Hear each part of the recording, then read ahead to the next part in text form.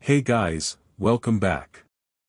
Tonight's story starts somewhere very different from where it ends, in a dust-choked forward operating base on the other side of the world, with a Marine who thought the strangest thing that would happen to him this deployment was another 12-hour shift staring at satellite maps. He had no idea he was about to become the single most important man in a kingdom that didn't exist yet, as far as history was concerned. If you're new here, this is the start of a brand new series, so make sure you subscribe if you want to catch every part as it drops, and drop a comment letting us know where you're watching from tonight. His name was Ethan Cole, 28 years old, a war strategist attached to a forward command unit, the guy other Marines went to when a mission plan needed a second set of eyes that actually understood terrain, timing, and the 1,000 small variables that separated a clean operation from a disaster. He had spent the last 6 years building a reputation for reading a battlefield the way other people read a book, and on the night everything changed, he was doing exactly that, hunched over a tactical display in a cramped command tent, running probability models on a route that 3 different units were about to move through before dawn. The storm came out of nowhere. Not a real storm, not wind and rain, but something the instruments in the tent picked up as a storm, electromagnetic readings spiking so hard that 2 laptops died mid-sentence and the overhead lights flickered violently enough that everyone in the tent instinctively ducked. Ethan remembered shouting something, remembered another Marine grabbing his arm, and then remembered a pressure behind his eyes so intense it felt like his skull was being folded in on itself. Then nothing. Then, disorientingly, everything at once. He woke face down in wet grass, the air smelling of pine and wood smoke instead of dust and diesel, birds calling somewhere in a forest that had no business existing anywhere near his last known coordinates. His head throbbed with a pain unlike any concussion he'd experienced before, and when he finally forced himself upright, the first thing he noticed was the silence. No generators. No radio chatter. No distant thump of rotors. Just wind moving through trees, and, somewhere close, the unmistakable sound of horses. He had perhaps 30 seconds to process this before the horses arrived in force. They came through the tree line in a tight formation, 6 riders in mismatched armor that looked, to Ethan's professionally trained eye, like nothing currently fielded by any military he'd ever studied, plate and mail combined with an almost medieval crudeness that made his stomach drop with a specific, cold kind of confusion.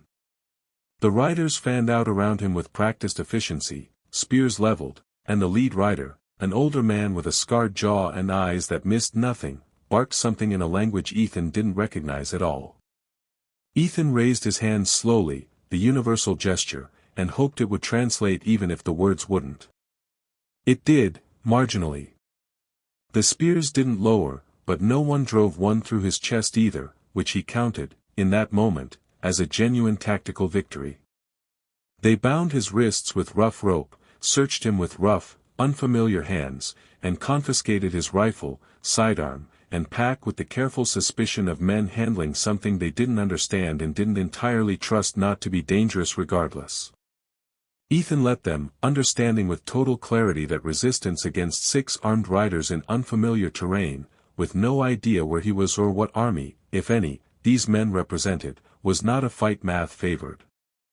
They marched him for the better part of a day, through forest that gradually opened into cultivated farmland, past small villages with thatched roofs and dirt roads that looked pulled directly from a history textbook rather than anywhere his last satellite imagery had ever shown. By the time a walled city finally rose into view on the horizon, stone towers and a raised portcullis catching the late afternoon sun, Ethan had already run through every explanation his rational mind could produce and discarded each one as insufficient. Whatever that storm in the command tent had actually been, it had not simply knocked him unconscious and dragged him somewhere strange on his own planet. The particular quality of impossibility settling into his chest told him, with growing and unwelcome certainty, that the honest answer was considerably stranger than that. The throne room, when he was finally dragged into it, was smaller than his imagination had built it up to be during the long march through the city's crowded streets, but it made up for its modest size with sheer weight of presence, stone walls hung with heavy tapestries, a raised dais at the far end where a man Ethan assumed was the king sat flanked by armed guards and a scattering of richly dressed advisors. King Aldrich Valdreth was broader than Ethan expected, graying dark hair cropped close, a short beard failing to soften a face that had clearly spent decades making difficult decisions and living with their consequences. His eyes, when they settled on Ethan, carried the particular sharp calculation of a man who had learned, through hard experience, never to take anything at face value.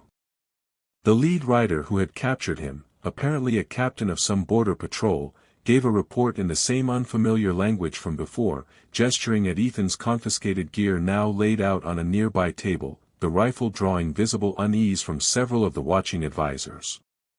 Ethan understood almost nothing of what was said, but he understood the tone well enough, suspicion, confusion, and a faint current of alarm running beneath it.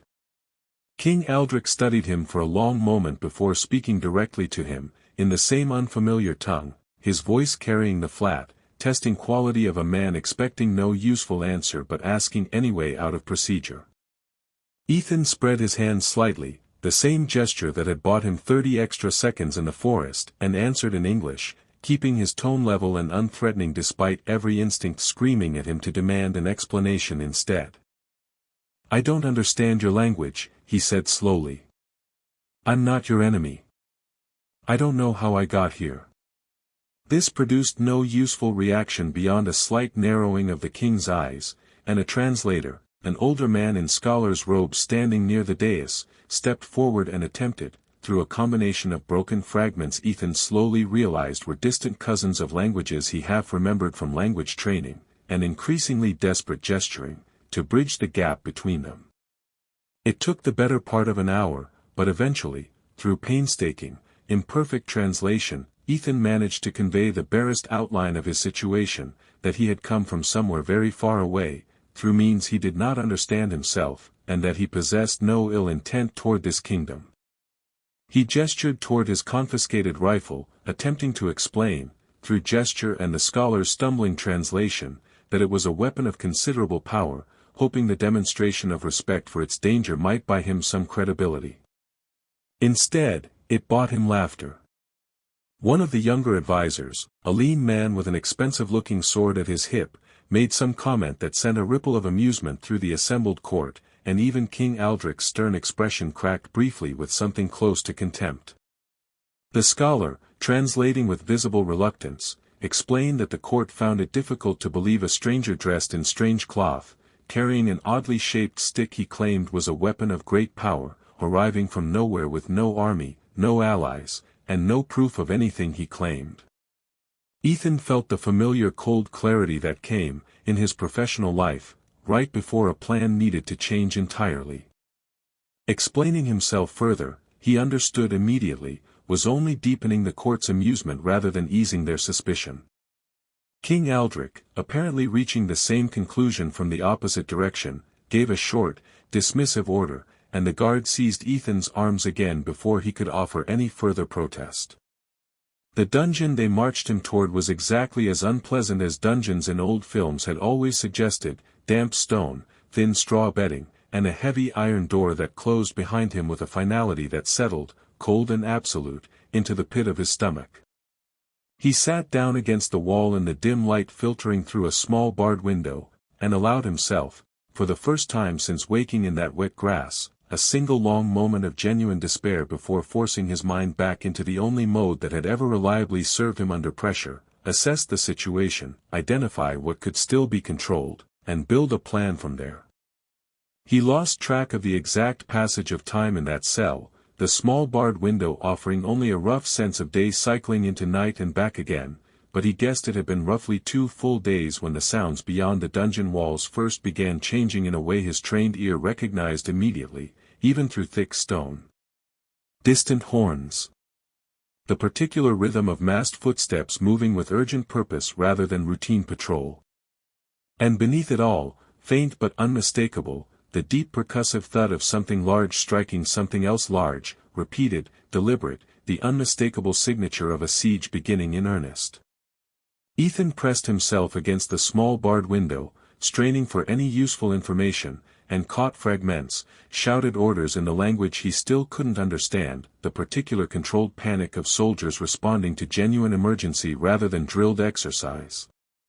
Whatever was happening outside, it was serious, and from the tone carrying through the stone, it was not going well for whoever held this castle. The guard posted outside his cell, a young man who had shown him small unremarked kindnesses over the previous 2 days, an extra ration of bread, a blanket against the damp cold, appeared at the barred window sometime later, his face carrying an expression Ethan had seen many times before on soldiers facing a battle they were beginning to suspect they would lose. Ethan didn't understand the words the young guard offered, but he understood the fear behind them well enough.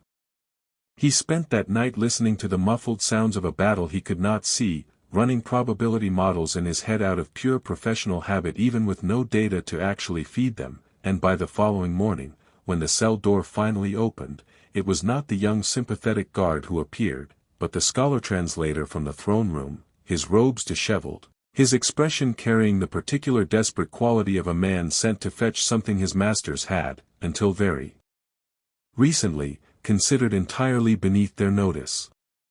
"The king wishes to speak with you," the scholar managed, in halting, improved fragments of the shared vocabulary they had painstakingly built together during that first interrogation. "Things go badly. Very badly."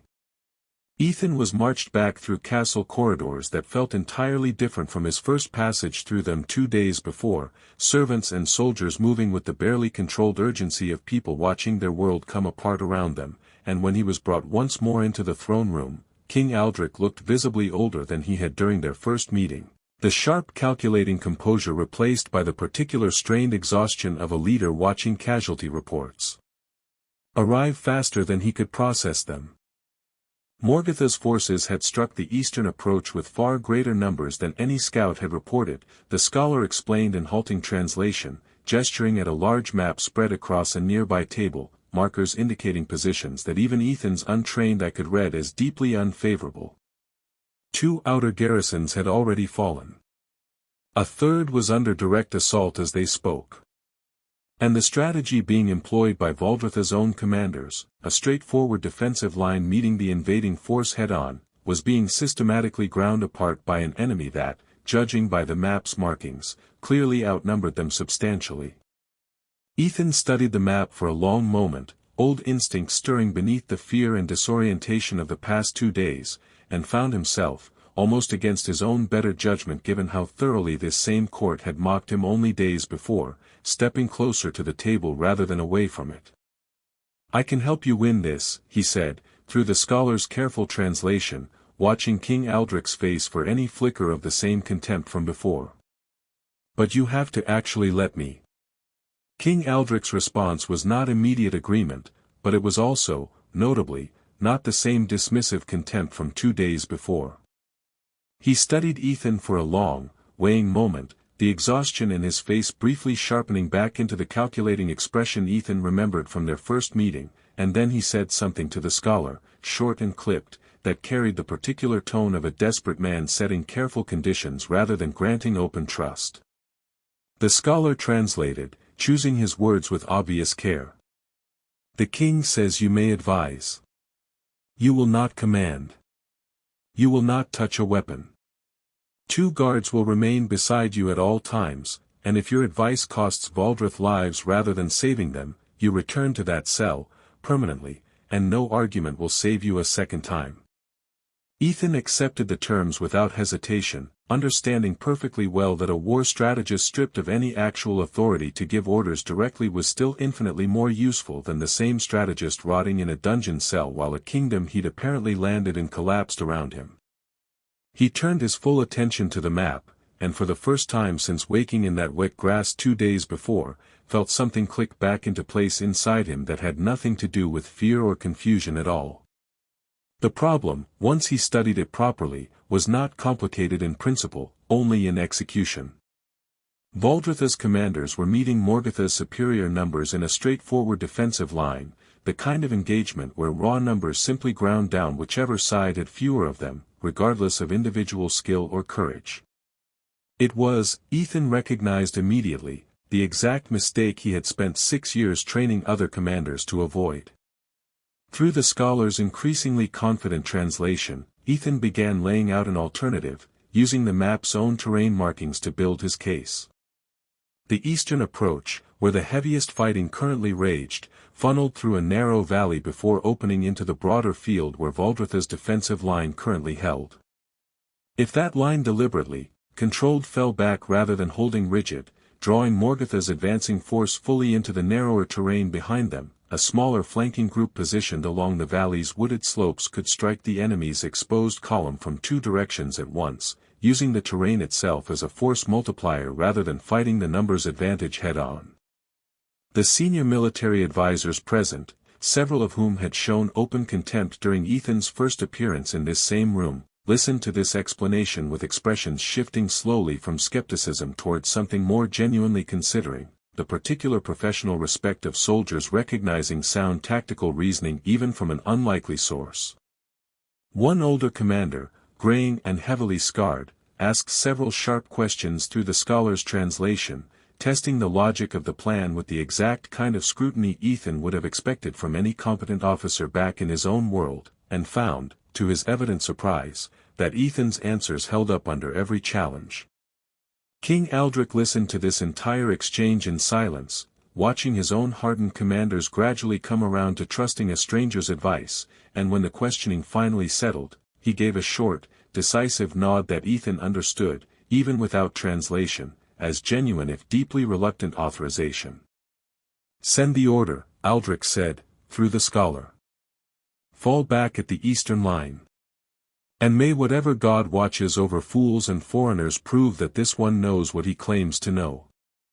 Ethan was not permitted anywhere near the actual fighting, watching instead from a fortified observation position on a hillside overlooking the eastern valley, flanked by his 2 assigned guards and, increasingly, a growing cluster of anxious court officials who had apparently decided that watching the foreigner's face for signs of confidence or panic was itself useful battlefield intelligence.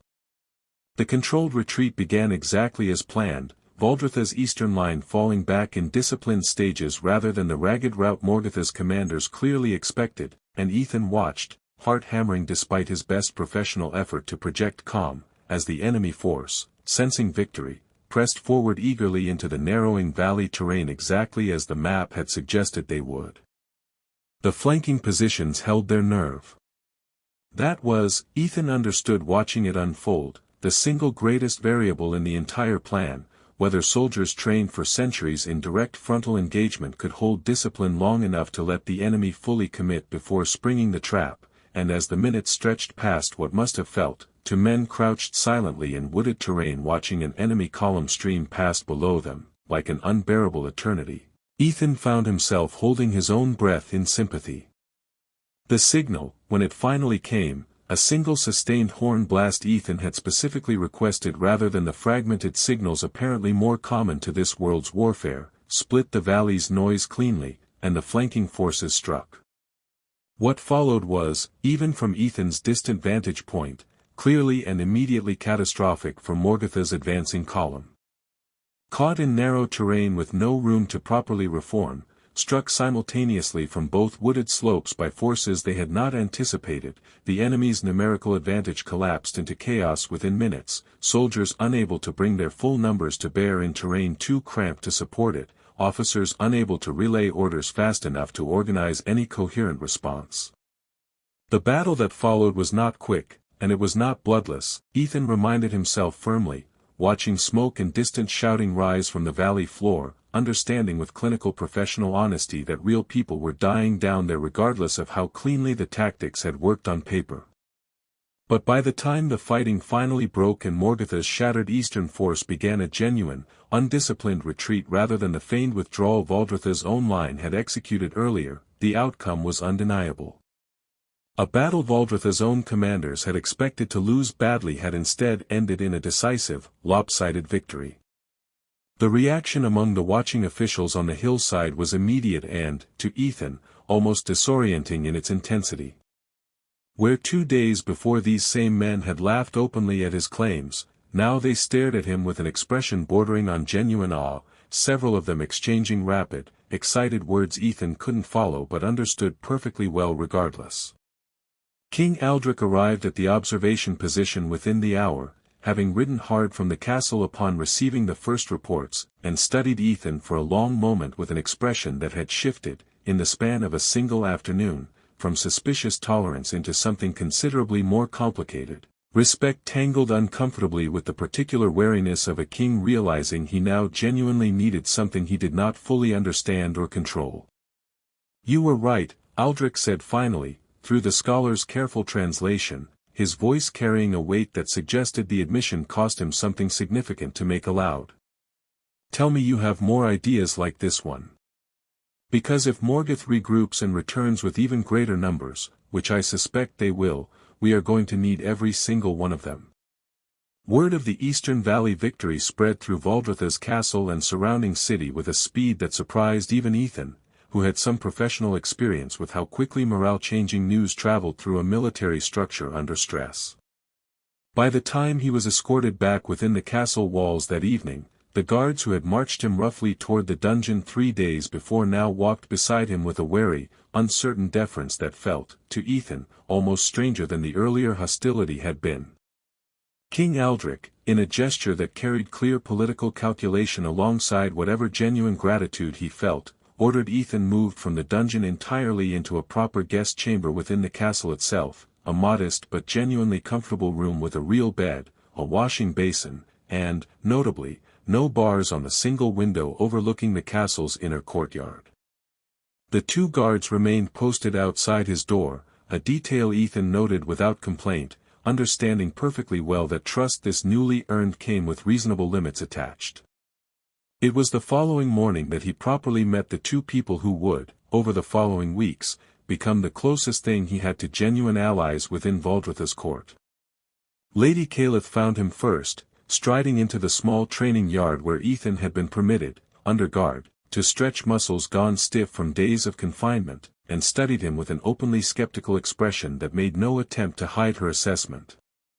She was young, perhaps his own age, with sharp intelligent eyes and the confident bearing of someone who had spent considerable time around soldiers and had no patience for anyone who couldn't earn respect through demonstrated competence. "So you're the stranger who supposedly won a battle from a hillside without lifting a weapon," she said, through a translator who had been assigned to shadow Ethan more permanently now, her tone carrying open challenge rather than the reverence he'd grown briefly accustomed to from the frightened court officials. "I've studied warfare my whole life. I'd like to understand exactly how a man with no army of his own claims to no more than commanders who've led men for decades." Ethan found himself, somewhat to his own surprise, genuinely enjoying the directness of the challenge after days of confused deference and outright hostility. He spent the better part of that morning walking Calith through the actual reasoning behind the valley's strategy, terrain analysis, psychological prediction, the mathematics of engagement ratios, and watched her skepticism gradually shift, not into blind acceptance, but into the sharper, more valuable respect of someone recognizing genuine expertise and wanting to properly understand it rather than simply defer to it. "You think differently than our commanders do," she said finally, studying him with new and evident interest. "I want to learn how." Ren, by contrast, introduced herself considerably more quietly, appearing at his chamber door that same evening carrying a small satchel of herbs and bandages, explaining through the translator that the castle's healers had been instructed to check on his condition after days of rough treatment. She was soft-spoken where Calith was direct, her calm, watchful eyes taking in every detail of the room, his posture, the fading bruises along his wrists from the rope bindings, with the particular careful attention of someone who noticed considerably more than she ever commented on aloud. She worked in near silence, cleaning and treating a shallow cut along his forearm he'd barely noticed himself, and Ethan found the quiet competence of her care oddly grounding after the overwhelming intensity of the past several days. When she finally spoke, it was only to ask, through the translator, whether the wound pained him, her attention entirely focused on the practical task at hand rather than the larger, stranger circumstances surrounding it. Neither woman, in that first meeting, gave any particular indication of the deeper significance their presence in Ethan's life would eventually carry. But Ethan, watching Ren's careful hands work and remembering Calith's sharp, challenging eyes from earlier that same morning, found himself thinking, with a flicker of something he didn't yet have time to properly examine, that this strange new world had at least produced two people worth genuinely paying attention to. The weeks that followed the Eastern Valley victory settled into a rhythm Ethan found himself, despite everything strange and impossible about his circumstances, gradually adapting to with the same professional focus that had defined his entire career. Morgoth, as King Aldrich had predicted, did not simply retreat and abandon their campaign, instead regrouping and probing Valdreth's borders with a series of smaller, more cautious engagements clearly designed to test whether that first devastating loss had been mere luck or something more sustained and dangerous to their ambitions. Each engagement gave Ethan another opportunity to demonstrate that it had been considerably more than luck. He advised on a river-crossing ambush that cost Morgoth an entire supply column with minimal Valdreth losses, using nothing more sophisticated than careful timing and an understanding of how heavily loaded wagons moved through soft ground. He suggested a deliberate disinformation campaign, false troop movements designed to draw Morgoth's scouts toward empty terrain while Valdreth's actual forces repositioned unseen, a tactic that appeared to genuinely baffle enemy commanders accustomed to warfare fought with considerably less psychological misdirection. He redesigned the layout of two border garrisons entirely, small adjustments to sightlines and choke points that transformed indefensible positions into genuine strongpoints without requiring any new construction at all. Each success deepened the growing reputation that had begun with that first hillside victory, and Ethan found himself, within a matter of weeks, transformed from a suspicious foreign prisoner into something the castle's rank and file had begun referring to, in hushed and half-joking tones the translator relayed to him with visible discomfort, as touched by fortune itself, a phrase that carried uncomfortably close to genuine reverence for Ethan's own taste. Calith remained close throughout this period, her early skepticism having fully transformed into genuine professional partnership, and King Aldrich, recognizing the value of the pairing, formally attached her to Ethan's advisory role, officially as translator of tactical concepts into terms Valdreth's traditional commanders could more readily absorb, unofficially as exactly the sharp, challenging sounding board Ethan had quickly come to rely on. Their working sessions, often stretching late into the evening over maps and terrain sketches, carried an easy, competitive energy that Ethan found himself looking forward to more than he entirely wanted to examine too closely.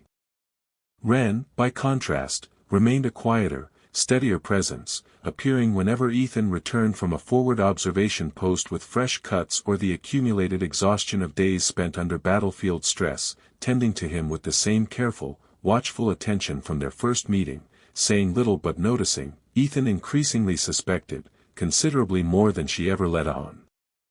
It was during this same period, roughly a month into his strange new existence, that Ethan first became properly aware of Queen Cirilla's attention.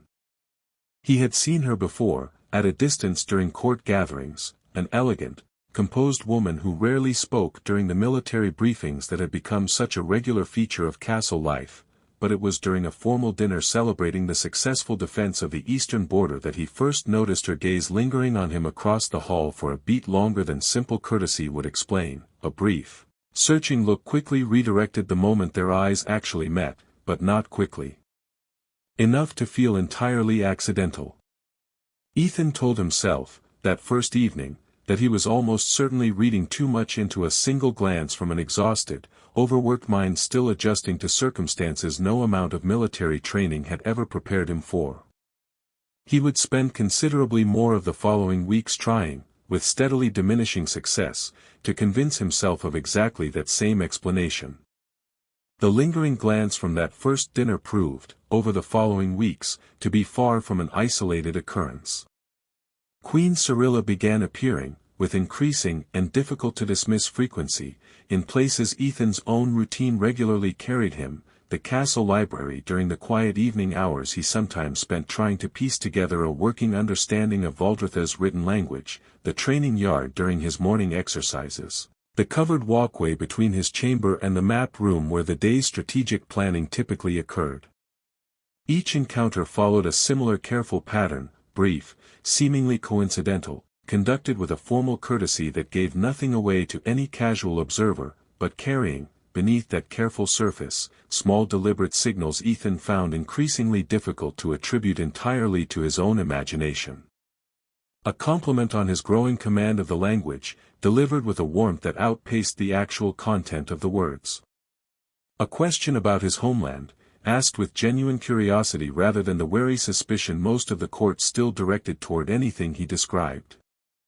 Once, memorably, a small private smile when he made an offhand joke through the translator, a smile that lingered a beat longer than the joke itself had warranted, quickly smoothed back into practiced royal composure the moment she noticed him noticing it. Caliph noticed first, unsurprisingly, given how much time she spent in close professional proximity to Ethan and how sharply observant her nature ran in general. She said nothing directly for several weeks, but Ethan caught her studying the Queen's behavior during court functions with a careful, assessing expression that suggested she was drawing conclusions she hadn't yet decided whether to voice aloud. It was Wren, in the end, who finally addressed it, though characteristically obliquely, tending to a minor training injury one evening and mentioning, without any particular emphasis, that the Queen had been asking the castle healers unusually detailed questions about Ethan's recovery from various battlefield scrapes, questions that went beyond simple courtly concern into something considerably more personally invested. "You should be careful," Wren said quietly, not looking up from the bandage she was securing around his forearm. "Court gossip moves faster than any battlefield report, and some kinds of attention are more dangerous than an enemy sword." Ethan absorbed this warning with the same clinical seriousness he'd have applied to any tactical briefing, understanding immediately, even without Wren spelling out the full implication, exactly what danger she meant. He had spent enough time now within Valdreth's court to understand the delicate, precarious nature of his own position, valued enormously for his usefulness, but fundamentally still an outsider, still ultimately dependent on King Aldric's continued goodwill for his very freedom. Any hint of impropriety toward the Queen, whether real or merely perceived by a jealous or suspicious court, could unravel everything he'd carefully built in a single stroke. He resolved, that same evening, to be considerably more careful about how he conducted himself around Cyrilla going forward, maintaining strict, formal courtesy and avoiding, wherever possible, situations that might place them alone together without other witnesses present. It proved, over the following weeks, a considerably harder resolution to keep than he had initially anticipated, not because his own discipline failed him, but because Cyrilla herself seemed, with increasing boldness, entirely unwilling to accept his careful new distance. It happened on an evening roughly 6 weeks into Ethan's strange new life, during a celebration marking Valdreth's third consecutive victory against Morgoth's increasingly frustrated forces, a formal court gathering held in the same grand hall where Ethan had first been mocked and dismissed as a lunatic stranger. He found himself, partway through the evening, retreating briefly to a quieter side balcony overlooking the castle gardens, seeking a few minutes of relief from the crowded hall's noise and the exhausting effort of navigating conversations still largely conducted through careful translation. He was not alone there for long. Cyrilla appeared at the balcony's edge perhaps 10 minutes later, and Ethan understood immediately, from the careful way she glanced back toward the hall before stepping fully onto the balcony, that this was no accidental encounter. She approached without the usual formal distance she maintained during public court interactions, standing close enough that he caught, for the first time, the faint scent of the perfumed oil she wore, and spoke, in careful, halting words she had apparently been practicing privately, in his own language rather than through the translator neither of them had brought along. "You seem tired," she said, the pronunciation imperfect but the meaning entirely clear. "Of the fighting. Of the court. Of pretending you belong somewhere you did not choose to be." Ethan, caught off guard by both the directness and the effort evident in her having learned enough English to say it unassisted, found himself answering more honestly than his careful weeks of cultivated distance would normally have permitted. "Sometimes," he admitted. "It's a lot, all of it. I didn't exactly plan on becoming anyone's miracle worker." She studied him for a long moment in the balcony's dim lantern light, her composed royal bearing softening into something considerably more vulnerable and human than Ethan had witnessed from her before. "I understand something of that," she said slowly, choosing each word with visible care. "Becoming something for others that costs you the chance to simply be yourself." The moment stretched, charged with an unspoken understanding neither of them seemed willing to name directly, and Ethan felt, with uncomfortable clarity, exactly how easy it would be to lean into the sympathy and warmth radiating off her in that quiet, private moment. He also felt, with equal clarity, exactly how catastrophic that choice would prove for everything he had carefully built since waking in that wet grass months before. "I should get back," he said finally, stepping back from the balcony's edge with more visible effort than he wanted her to notice. "Before people start wondering where either of us went." Cyrilla's expression flickered, disappointment carefully masked but not entirely hidden, before she nodded and allowed him to withdraw back toward the crowded hall. Neither of them mentioned the encounter afterward, but Ethan noticed, in the days that followed, a new watchfulness in how several of the court ladies observed him during gatherings, small knowing glances exchanged behind fans and cups that suggested, uncomfortably, that their private moment on that balcony had not gone as entirely unnoticed as either of them had hoped. And it was around this same time that Ethan first noticed something else entirely, the particular way several young noblewomen and visiting court guests had begun finding excuses to speak with him directly, complimenting his growing fluency, asking eager questions about his battlefield successes, occasionally offering small, obvious flirtations that Ethan, still adjusting to his strange new celebrity status, mostly deflected with polite, professional distance. He noticed, too, though he didn't yet understand its full significance, that Cyrilla's expression, whenever she happened to witness these small exchanges from across a crowded hall, carried a tightness that had nothing at all to do with the formal royal composure she otherwise maintained so carefully. The jealousy, once it had taken root, proved considerably more difficult for Cyrilla to conceal than she likely intended. Ethan noticed it first in small things, the particular sharpness that entered her voice whenever she was forced to acknowledge one of the young noblewomen who had grown bold enough to seek his attention directly, a coolness toward specific court ladies that seemed, to anyone paying close attention, disproportionate to whatever minor social offense might otherwise explain it. Caliph noticed too, and unlike her earlier careful silence, found herself, one evening while reviewing troop positions with Ethan over a spread map, unable to entirely resist commenting on it. "The Queen watches you the way a commander watches territory she considers already claimed," Caliph observed dryly, not looking up from the map markers she was adjusting. "It would be considerably safer for everyone involved if you gave her less reason to feel that way." Ethan, uncomfortably aware that Caliph's blunt assessment carried more truth than he wanted to examine too closely, found himself deflecting with the same professional focus he applied to every other complicated variable in his current situation. "I'm not doing anything," he said, which was, strictly speaking, true, even if it failed to address the more complicated reality of feelings neither he nor Cyrilla had ever spoken aloud. Calitha's expression, when she finally looked up from the map, carried a complicated mixture of skepticism and something else Ethan couldn't quite name, something that might have been her own quiet frustration, quickly suppressed back beneath her usual sharp professional composure. "Intent rarely matters as much as perception does, in a royal court," she said finally. "Remember that." It was an incident nearly 2 months into Ethan's presence in Valdreth that finally brought the situation directly to King Aldrich's attention. A visiting noble's daughter, young and openly admiring of Ethan's battlefield reputation, had cornered him during a formal reception, laughing a bit too readily at his careful, translator-assisted jokes and touching his arm with a familiarity that clearly overstepped typical court courtesy. Ethan, caught in the awkward position of not wanting to publicly humiliate a guest, had allowed the conversation to continue longer than his own better judgment advised. Cyrilla's reaction, witnessed by considerably more of the assembled court than either she or Ethan likely realized in the moment, was sharp enough to draw genuine attention, a cutting comment directed at the noble's daughter that carried far more venom than the situation reasonably warranted, delivered in a tone that several nearby courtiers exchanged startled glances over.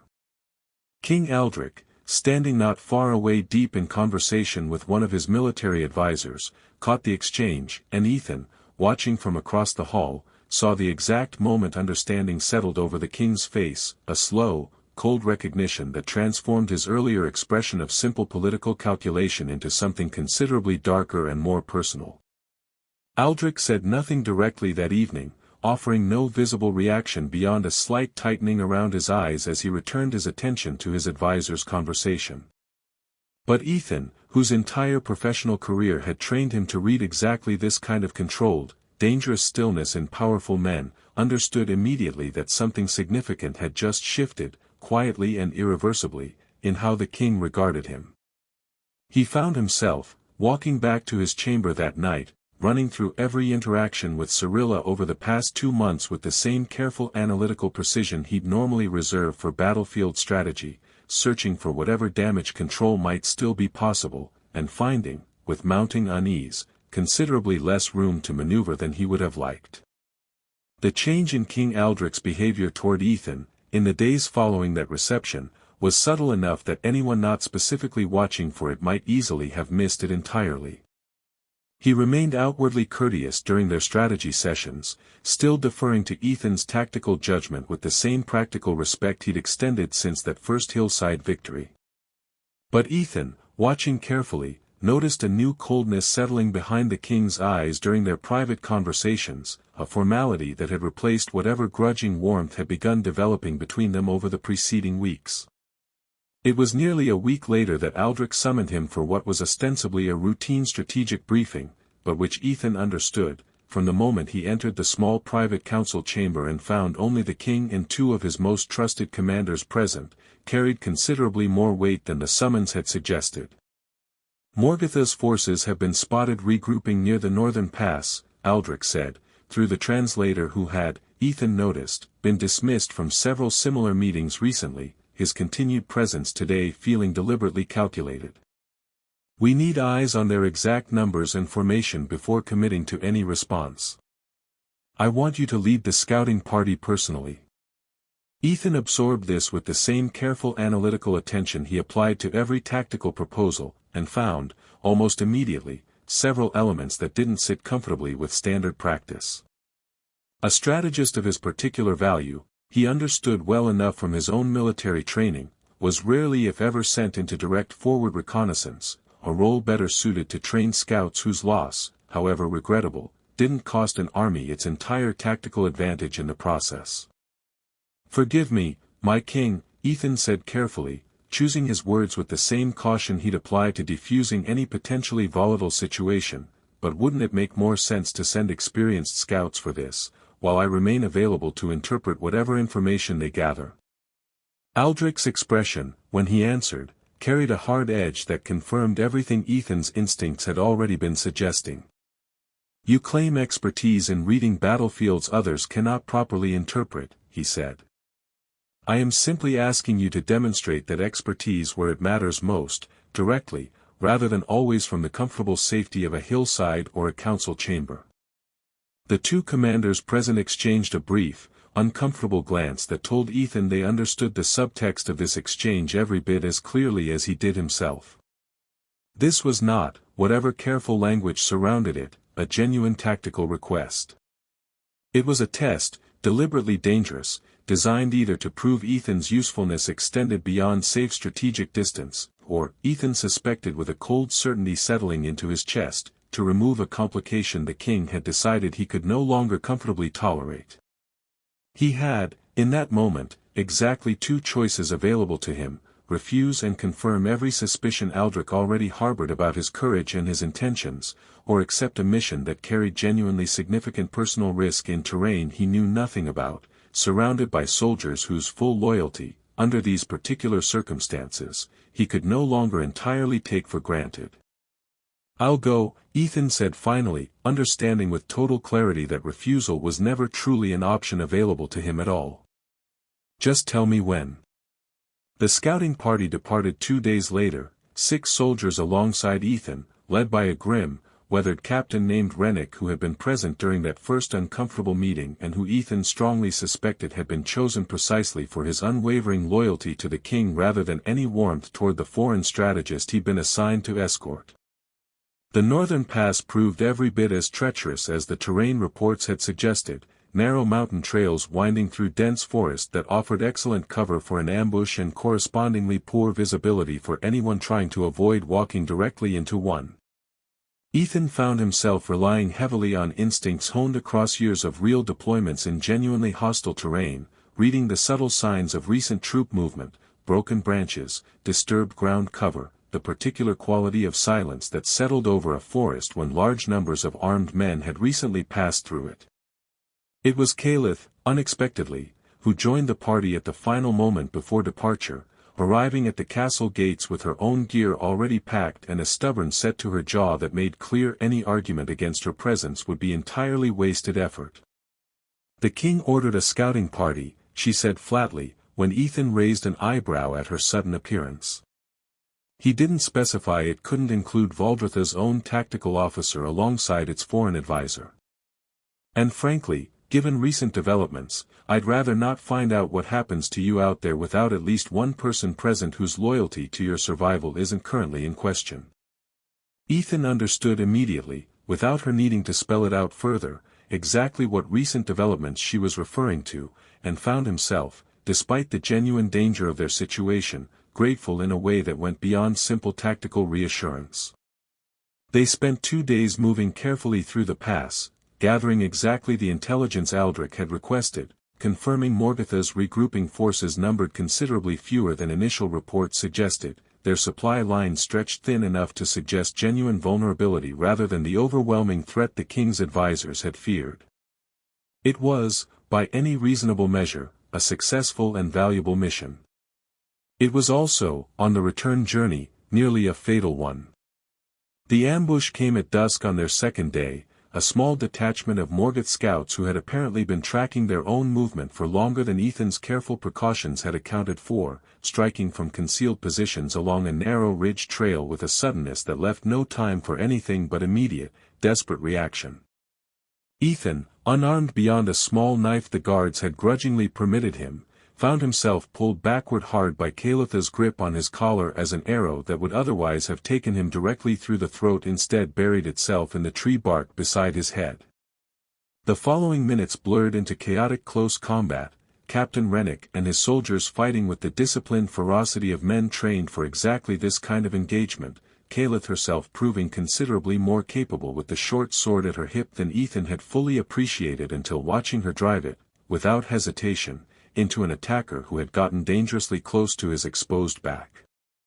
By the time the brief, brutal skirmish ended, 2 of Rennick's soldiers lay wounded, 1 seriously, and 3 of the Morgath scouts lay dead in the underbrush, the remainder having fled back into the darkening forest rather than press an ambush that had failed to achieve its apparent objective. Ethan knelt beside the seriously wounded soldier, applying pressure to a deep gash along his side with the same steady competence he'd once brought to combat medicine training, and found Caliph crouched beside him moments later, her own hand steady despite the adrenaline still visibly coursing through her. "That arrow was aimed at you specifically," she said quietly, once the immediate crisis had stabilized enough to permit conversation. "Not at Rennick, not at me. You. Someone knew exactly where we would be, and precisely who among us mattered most to strike." Ethan absorbed this with a cold, settling dread that had nothing to do with the physical danger they'd just survived. If that was true, it meant considerably more than simple bad luck had guided that ambush into position, and the implications of who might have provided such precise information were not implications he particularly wanted to examine too closely while still deep in hostile territory with a wounded man depending on his steady hands. They made it back to Valdreth's castle 2 days later, exhausted, the wounded soldier stabilized but weak, carried the final stretch on a hastily constructed litter that Rennick's remaining men took turns bearing with the grim determination of soldiers who had lost enough already on this particular mission without losing one more before reaching proper care. Ethan delivered his scouting report to King Aldrich with careful, deliberate professionalism, laying out Morgatha's actual troop strength and their vulnerable supply lines with the same analytical precision he'd bring to any tactical briefing, saying nothing at all about the ambush's uncomfortably precise targeting, understanding that voicing such suspicions directly to the king himself, given everything currently unspoken between them, carried its own significant risk regardless of how legitimate the concern might prove to be. Aldrich received the report with outward satisfaction, the intelligence gathered clearly valuable enough to justify the mission's danger in his calculating assessment, but Ethan watched the king's eyes carefully throughout the briefing, searching for any flicker of reaction that might suggest guilty knowledge of how close that mission had come to a considerably more permanent outcome. He found nothing definitive either way, which proved, in its own frustrating manner, entirely inconclusive. It was Caliph who raised the ambush's troubling precision later that same evening, cornering Ethan in the quiet of the map room where he'd retreated to process the mission's full implications. "Someone within the castle knew our route," she said without preamble, her voice low despite the room's evident privacy. "Not the general direction, the specific timing, the specific trail. That kind of precise information doesn't leak by accident." Ethan had already reached the same uncomfortable conclusion during the long, exhausted walk back to the castle, and found himself, turning the possibilities over yet again with Caliph's sharp tactical mind now added to the analysis, narrowing the field of suspects down to an uncomfortably small number of people who had known their route with sufficient precision, court officials present during the mission's planning, a small handful of trusted servants, and, inevitably, the small circle immediately surrounding the king himself. "I don't want to say what I'm thinking," Ethan admitted finally, "because saying it out loud makes it feel more real than I'm ready for it to be." Caliph studied him for a long moment, her expression carrying a complicated sympathy that went beyond simple professional concern. "You think the king ordered this mission specifically hoping you wouldn't return from it," she said, voicing the thought Ethan had been carefully avoiding articulating even to himself. "And now you're wondering whether someone acted on that hope more directly than simply hoping." Wren found him not long after, having heard through the castle's ever-present gossip network of the scouting party's dangerous encounter, arriving at his chamber with her usual satchel of herbs and bandages despite Ethan's own injuries from the skirmish being minor enough that he'd initially considered them beneath the trouble of proper treatment. She worked in her characteristic near silence, cleaning a shallow cut along his jaw he'd received during the chaotic scramble for cover, her hands steady despite whatever concern she might genuinely be feeling beneath her calm exterior. When she finally spoke, it was with a directness that surprised him, given how carefully she typically guarded her own opinions. "You need to be more careful," she said quietly. "Not just of Morgatha's arrows. Of everyone here who might wish you gone, for reasons that have nothing to do with the war at all." Ethan met her steady gaze, understanding immediately that Wren, quiet and watchful as she always remained, had drawn her own careful conclusions about the court's growing tensions considerably before he'd ever voiced any of his own suspicions aloud to anyone at all. In the days following his return from the Northern Pass, Ethan made a deliberate, careful decision to fully commit to the distance he had only inconsistently maintained from Cyrilla over the preceding weeks. The ambush's uncomfortable implications, combined with Wren's quiet warning and Caliph's blunt assessment of the court's dangerous perceptions, left him no reasonable room to continue allowing whatever unspoken current existed between himself and the Queen to continue developing unchecked. He began declining, with careful diplomatic excuses, the small informal encounters that had become such a regular feature of his routine, finding reasons to be occupied with tactical planning whenever his path might otherwise have crossed hers, keeping Caliph or a translator present during any court interaction that couldn't be avoided entirely. It was, he told himself, simply prudent professional caution, the kind of careful risk management he'd apply to any dangerous variable threatening an otherwise sound operation. Cyrilla, however, did not respond to this new distance with the graceful acceptance Ethan had hoped for. She began finding increasingly creative justifications for their paths to cross, official reasons that carried just enough legitimate weight to make outright refusal awkward, a request for his opinion on a diplomatic gift intended for a visiting dignitary, a supposed need for his perspective on castle security given his unique tactical background, small administrative pretexts that Ethan recognized, with growing discomfort, as thin cover for what remained, beneath the careful formal language. Simple determined pursuit. During one such engineered encounter, reviewing castle security measures in a small side chamber with only a single guard posted at a respectful distance outside, Cyrilla finally addressed the distance directly, her careful composure cracking into something considerably more raw and honest than Ethan had witnessed from her since that first balcony conversation. "You've been avoiding me," she said, in her still imperfect but steadily improving English, watching him with an intensity that made maintaining his own careful professional distance considerably more difficult than he wanted to admit. "Have I done something to offend you?" "No," Ethan said carefully, choosing each word with the particular caution he'd apply to defusing a genuinely volatile situation. "It's not about offense. It's about what's safe, for both of us, given everything that's already being noticed and discussed." Cyrilla's expression flickered through several emotions in rapid succession: hurt, frustration, and finally something that settled into a determined, stubborn resolve that Ethan recognized, uncomfortably, as similar to the same quality that had made Caliph such an effective tactical partner. "I have spent my entire adult life being told what is safe, and proper, and expected of me," she said, her voice carrying a bitterness that suggested years of accumulated weight behind the words. "I am not asking you to be reckless. I am asking you not to disappear entirely, as though whatever exists between us was never real at all."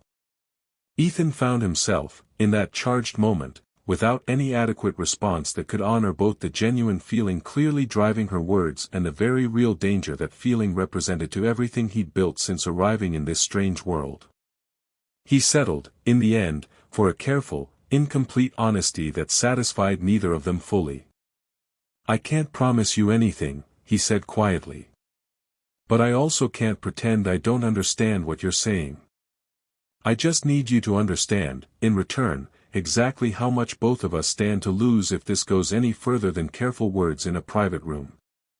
It was not, he understood immediately watching her expression, the answer that would end her pursuit.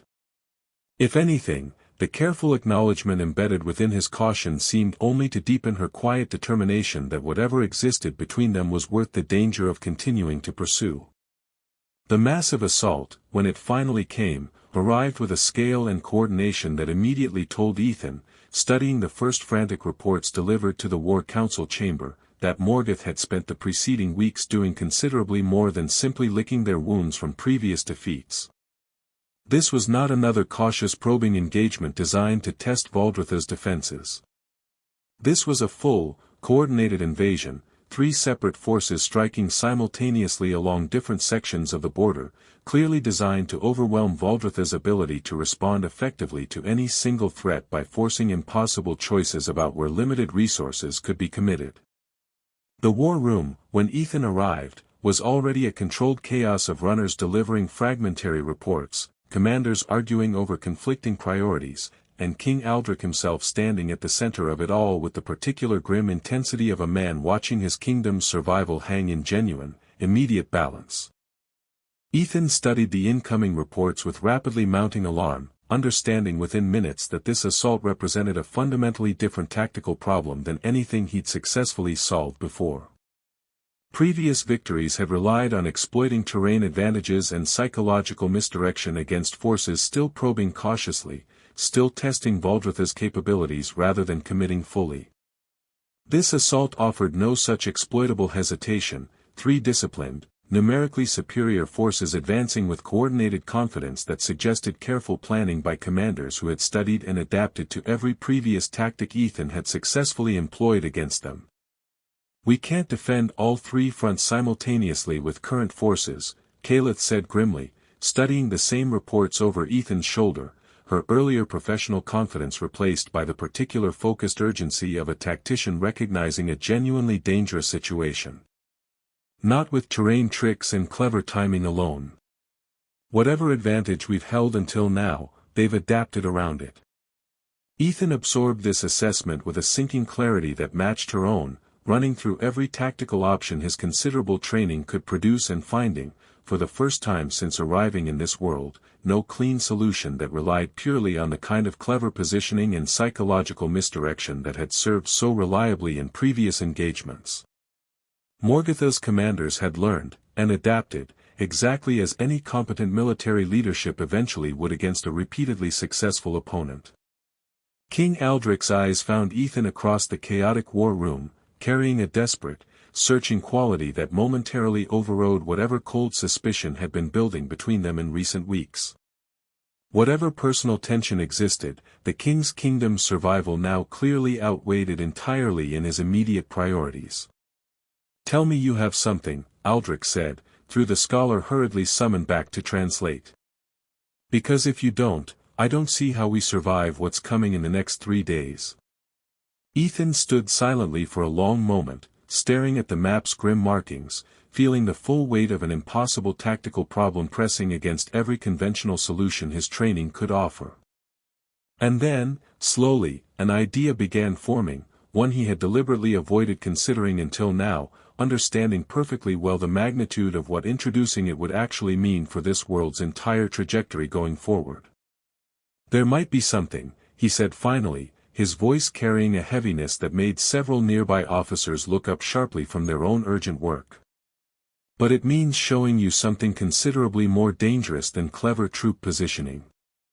And once I show you, there's no taking that knowledge back." The summons came at dawn, delivered by a runner who found Ethan in the training yard where he had taken to spending the early morning hours, working through the physical conditioning routines that had kept him alive through a decade of active service. The messenger's expression carried nothing beyond the flat professionalism of a man delivering routine orders, but Ethan, reading the subtle tension in the young soldier's posture, understood immediately that this was not routine at all. King Aldrich awaited him in the small war chamber, not the grand hall where the full council typically gathered, but a cramped, windowless room hung with maps and tactical diagrams that had become Ethan's unofficial office over the preceding months. The king stood alone, no advisors present, no translator waiting in the corner, just Aldrich himself, his expression carefully neutral in a way that immediately put Ethan on alert. "The Morgath forces have been spotted regrouping near the northern pass," Aldrich said, in the halting English he had been practicing privately, a development that surprised Ethan both because the king had never spoken directly to him without a translator before, and because the words themselves carried an evident weight beyond their simple tactical meaning. "We need eyes on their exact numbers and formation before we can commit any response. I want you to lead the scouting party personally." Ethan absorbed this with the same careful analytical attention he applied to every tactical proposal, and found, almost immediately, several elements that didn't sit comfortably with standard practice. A strategist of his particular value, he understood well enough from his own military training, was rarely if ever sent into direct forward reconnaissance, a role better suited to train scouts whose loss, however regrettable, didn't cost an army its entire tactical advantage in the process. "Forgive me, my king," Ethan said carefully, choosing his words with the same caution he'd apply to defusing any potentially volatile situation. "But wouldn't it make more sense to send experienced scouts for this, while I remain available to interpret whatever information they gather?" Aldrich's expression, when he answered, carried a hard edge that confirmed everything Ethan's instincts had already been suggesting. "You claim expertise in reading battlefields others cannot properly interpret," the king said, his English halting but unmistakably deliberate. "I am simply asking you to demonstrate that expertise where it matters most, directly, rather than always from the comfortable safety of a hillside or a council chamber." The silence that followed stretched long enough to become its own kind of answer. Ethan understood, in that moment, exactly what was happening. This was not a genuine tactical request. It was a test, deliberately dangerous, designed either to prove Ethan's usefulness extended beyond safe strategic distance, or, Ethan suspected with a cold certainty settling into his chest, to remove a complication the king had decided he could no longer comfortably tolerate. "I'll go," Ethan said finally, understanding with total clarity that refusal was never truly an option available to him at all. "Just tell me when." The scouting party departed 2 days later, 6 soldiers alongside Ethan, led by a grim, weathered captain named Rennick who had been present during that first uncomfortable meeting in the throne room and who Ethan strongly suspected had been chosen precisely for his unwavering loyalty to the king rather than any warmth toward the foreign strategist he'd been assigned to escort. The soldiers moved with the practiced efficiency of men who had conducted similar missions many times before, but Ethan noticed, watching them carefully, that none of them met his eyes directly, and their conversations, when they occurred at all, fell silent whenever he drew within earshot. It was Caliph, unexpectedly, who joined the party at the final moment before departure, arriving at the castle gates with her own gear already packed and a stubborn set to her jaw that made clear any argument against her presence would be entirely wasted effort. "The king ordered a scouting party," she said flatly, when Ethan raised an eyebrow at her sudden appearance. He didn't specify it couldn't include Valdreth's own tactical officer alongside its foreign advisor. "And frankly, given recent developments, I'd rather not find out what happens to you out there without at least one person present whose loyalty to your survival isn't currently in question." Ethan understood immediately, without her needing to spell it out further, exactly what recent developments she was referring to, and found himself, despite the genuine danger of their situation, grateful in a way that went beyond simple tactical reassurance. He had grown accustomed to Calitha's sharp presence over the preceding months, her challenging questions and unflinching honesty serving as both a sounding board and a check against his own occasional overconfidence. The thought of attempting this mission without her, surrounded by soldiers whose loyalties were, at best, uncertain, was considerably less comfortable than he wanted to admit.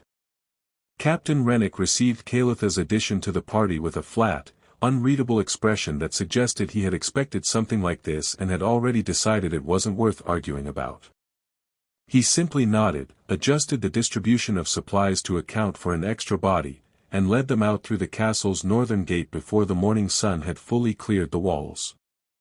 The northern pass proved every bit as treacherous as the terrain reports had suggested, narrow mountain trails winding through dense forest that offered excellent cover for an ambush and correspondingly poor visibility for anyone trying to avoid walking directly into one.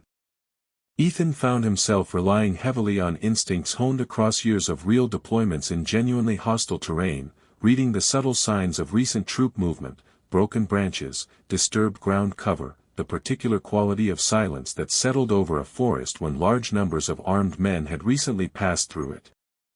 Caliph walked beside him, her hand never far from the short sword at her hip, her eyes constantly scanning the tree line with the same professional vigilance Ethan himself was maintaining. They communicated mostly through gestures and brief, murmured observations, their partnership having developed, over the preceding weeks, into something approaching the wordless understanding of soldiers who had fought alongside each other long enough to anticipate each other's movements without needing to speak aloud. Rennick's soldiers spread out in a loose formation around them, maintaining the careful spacing that made a single ambush less likely to catch the entire party at once. Ethan noted their professionalism with grudging respect, even as he remained acutely aware that their primary loyalty lay elsewhere. They spent 2 days moving carefully through the pass, gathering exactly the intelligence Aldrich had requested, confirming Morgatha's regrouping forces numbered considerably fewer than initial reports suggested, their supply lines stretched thin enough to suggest genuine vulnerability rather than the overwhelming threat the king's advisors had feared. It was, by any reasonable measure, a successful and valuable mission. It was also, on the return journey, nearly a fatal one. The ambush came at dusk on their second day, a small detachment of Morgath scouts who had apparently been tracking their own movement for longer than Ethan's careful precautions had accounted for, striking from concealed positions along a narrow ridge trail with a suddenness that left no time for anything but immediate, desperate reaction. The first arrow took one of Rennick's soldiers through the shoulder, dropping him with a choked cry that shattered the evening's quiet into chaos. Ethan, unarmed beyond a small knife the guards had grudgingly permitted him, found himself pulled backward hard by Calitha's grip on his collar as a second arrow, aimed with deadly precision at where his throat had been a heartbeat earlier, instead buried itself in the tree bark beside his head. The following minutes blurred into chaotic close combat, Captain Rennick and his remaining soldiers fighting with the disciplined ferocity of men trained for exactly this kind of engagement, their swords and spears driving into the underbrush where the Morgoth scouts had concealed themselves. Kaelith herself proved considerably more capable than Ethan had fully appreciated until watching her drive her short sword, without hesitation, into an attacker who had gotten dangerously close to his exposed back, the blade finding the gap between armor plates with practiced, deadly accuracy. Ethan, useless in direct combat, did the only thing his training had prepared him for in such a situation. He assessed the tactical geometry of the ambush in real time, identifying the enemy's positions from the direction of incoming arrows, and shouted directions to Rennick's soldiers that helped them flank the concealed archers more effectively than their own instincts alone would have managed. It was over within minutes, though those minutes stretched, in Ethan's memory, into what felt like hours of desperate, adrenaline-fueled survival.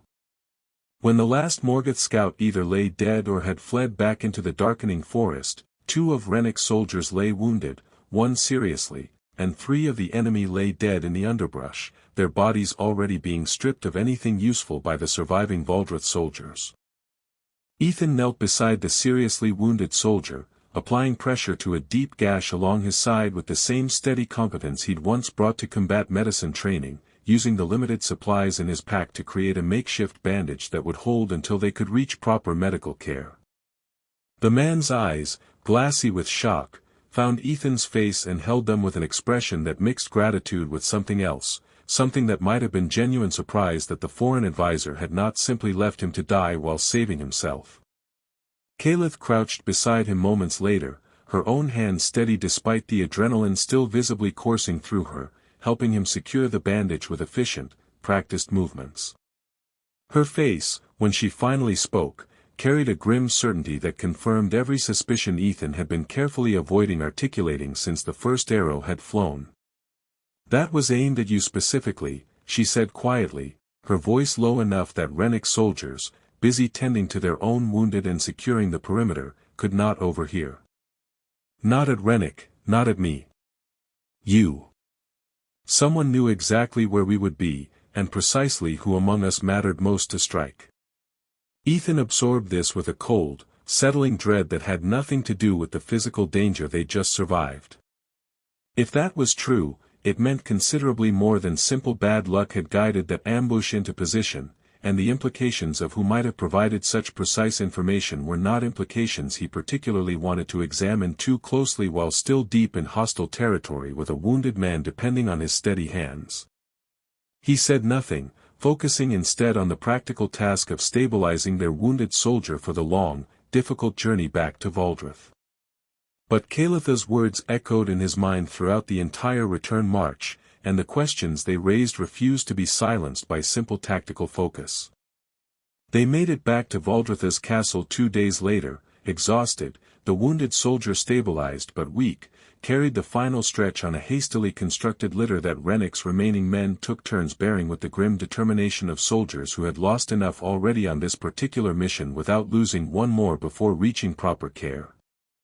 Ren met them at the gates, having evidently been warned of their approach by some messenger system Ethan still didn't fully understand, her calm, watchful eyes taking in the party's condition with the practiced assessment of a healer who had seen too many returning patrols to be surprised by anything she found. She directed the wounded soldier to the infirmary with quiet efficiency, then turned her attention to Ethan, studying the shallow cut along his jaw he'd received during the chaotic scramble for cover with the same careful attention she'd have given a more serious wound. "You're lucky," she said quietly, dabbing at the cut with a cloth soaked in something that smelled sharp and medicinal. "The arrow that missed you was aimed with considerable skill. Whoever fired it knew exactly where to place it." Ethan met her steady gaze, understanding immediately that Ren, quiet and watchful as she always remained, had drawn her own careful conclusions about the ambush's implications considerably before he'd ever voiced any of his own suspicions aloud to anyone at all. He said nothing, simply allowing her to finish her work in the comfortable near silence that had become their characteristic mode of interaction over the preceding weeks. Kaelith found him later that same evening, cornering him in the quiet of the map room where he'd retreated to process the mission's full implications. Someone within the castle knew our route, she said without preamble, her voice low despite the room's evident privacy. Not the general direction, the specific timing, the specific trail. That kind of precise information doesn't leak by accident. Ethan had already reached the same uncomfortable conclusion during the long, exhausted walk back to the castle, and found himself, turning the possibilities over yet again with Kalitha's sharp tactical mind now added to the analysis, narrowing the field of suspects down to an uncomfortably small number of people who had known their route with sufficient precision, court officials present during the mission's planning, a small handful of trusted servants, and, inevitably, the small circle immediately surrounding the king himself. The king ordered the mission, Ethan said slowly, voicing the thought he had been carefully avoiding articulating even to himself. He wanted me out there. And he was the only one who knew every detail of the route from the beginning. Kalitha's expression carried a complicated sympathy that went beyond simple professional concern. You think he ordered this mission specifically hoping you wouldn't return from it, she said, articulating the suspicion that had been growing in Ethan's mind since that first dawn summons. And now you're wondering whether someone acted on that hope more directly than simply hoping. I don't want to believe it, Ethan admitted, the words coming out heavier than he'd intended. I've saved his kingdom. I've won battles he would have lost without me. Why would he? He stopped himself, understanding, even as he began the question, that he already knew the answer. The reason had nothing to do with battles or tactics or the safety of Valdretha's borders. The reason had dark hair and intelligent eyes and a stubborn refusal to accept the careful distance Ethan had tried to maintain. Cyrilla, Kalith said quietly, confirming his unspoken conclusion. The king is not blind. He sees how she looks at you. He sees how you look at her, even when you try not to. And he is not the kind of man who tolerates being made a fool of, regardless of how much he might need the man he considers responsible for that humiliation. Ethan sat down heavily in the chair beside the map table, the accumulated exhaustion of the past several days suddenly pressing down on him with crushing weight. I never intended any of this, he said, the words coming out more tired than defensive. I tried to keep distance. I tried to be careful. She just wouldn't let it go. Kalith studied him for a long moment, her expression unreadable. Intent rarely matters as much as perception does, in a royal court, she said finally. The king perceives a threat. Whether that perception is accurate is, at this point, almost entirely irrelevant. What matters is that he has already begun acting on it. The ambush, Ethan said, the word heavy with implication. If he didn't order it directly, someone acting on his unspoken desires did. Someone who understood what he wanted and decided to make it happen without requiring explicit orders. Or, Kalith said carefully, someone entirely separate from the king, someone with their own reasons for wanting you dead, who saw the scouting mission as a perfect opportunity to act without the blame falling on them directly. Ethan absorbed this possibility with the same analytical precision he'd apply to any tactical problem, and found, to his discomfort, that it fit the available evidence every bit as well as the theory of direct royal involvement. There were factions within the court who had never accepted his presence, nobles whose influence had been diminished by his rising reputation, commanders whose pride had been wounded by a foreigner's repeated battlefield successes. Any of them might have seen the scouting mission as a golden opportunity to remove a troublesome variable without leaving obvious fingerprints. We need to be more careful, Ethan said finally. About everything. Who we trust. What we say. Where we go. If someone in this castle wants me dead, and they're willing to use Morgatha's scouts as their instrument, then nowhere inside these walls is truly safe. Kalith nodded slowly, her expression grim but resolved. I'll watch your back. As I have been. But you need to understand something, Ethan. The king's patience is running out. If he decides, definitively, that you are more threat than asset, no amount of battlefield victories will protect you. And if Cyrilla continues to pursue you as openly as she has been, that decision will come sooner rather than later. Ethan sat in silence for a long moment, the weight of her words settling into him with the cold finality of an unavoidable truth. He had survived Morgatha's armies, adapted to a strange world, built a reputation from nothing. But the most dangerous enemy he faced, he understood with growing clarity, was not wearing Morgatha's colors at all. In the days following his return from the northern pass, Ethan made a deliberate, careful decision to fully commit to the distance he had only inconsistently maintained from Cyrilla over the preceding weeks. The ambush's uncomfortable implications, combined with Ren's quiet warning and Kalitha's blunt assessment of the court's dangerous perceptions, left him no reasonable room to continue allowing whatever unspoken current existed between himself and the Queen to continue developing unchecked. He began declining, with careful diplomatic excuses, the small informal encounters that had become such a regular feature of his routine, finding reasons to be occupied with tactical planning whenever his path might otherwise have crossed hers, keeping Kalith or a translator present during any court interaction that couldn't be avoided entirely. It was, he told himself, simply prudent professional caution, the kind of careful risk management he'd apply to any dangerous variable threatening an otherwise sound operation.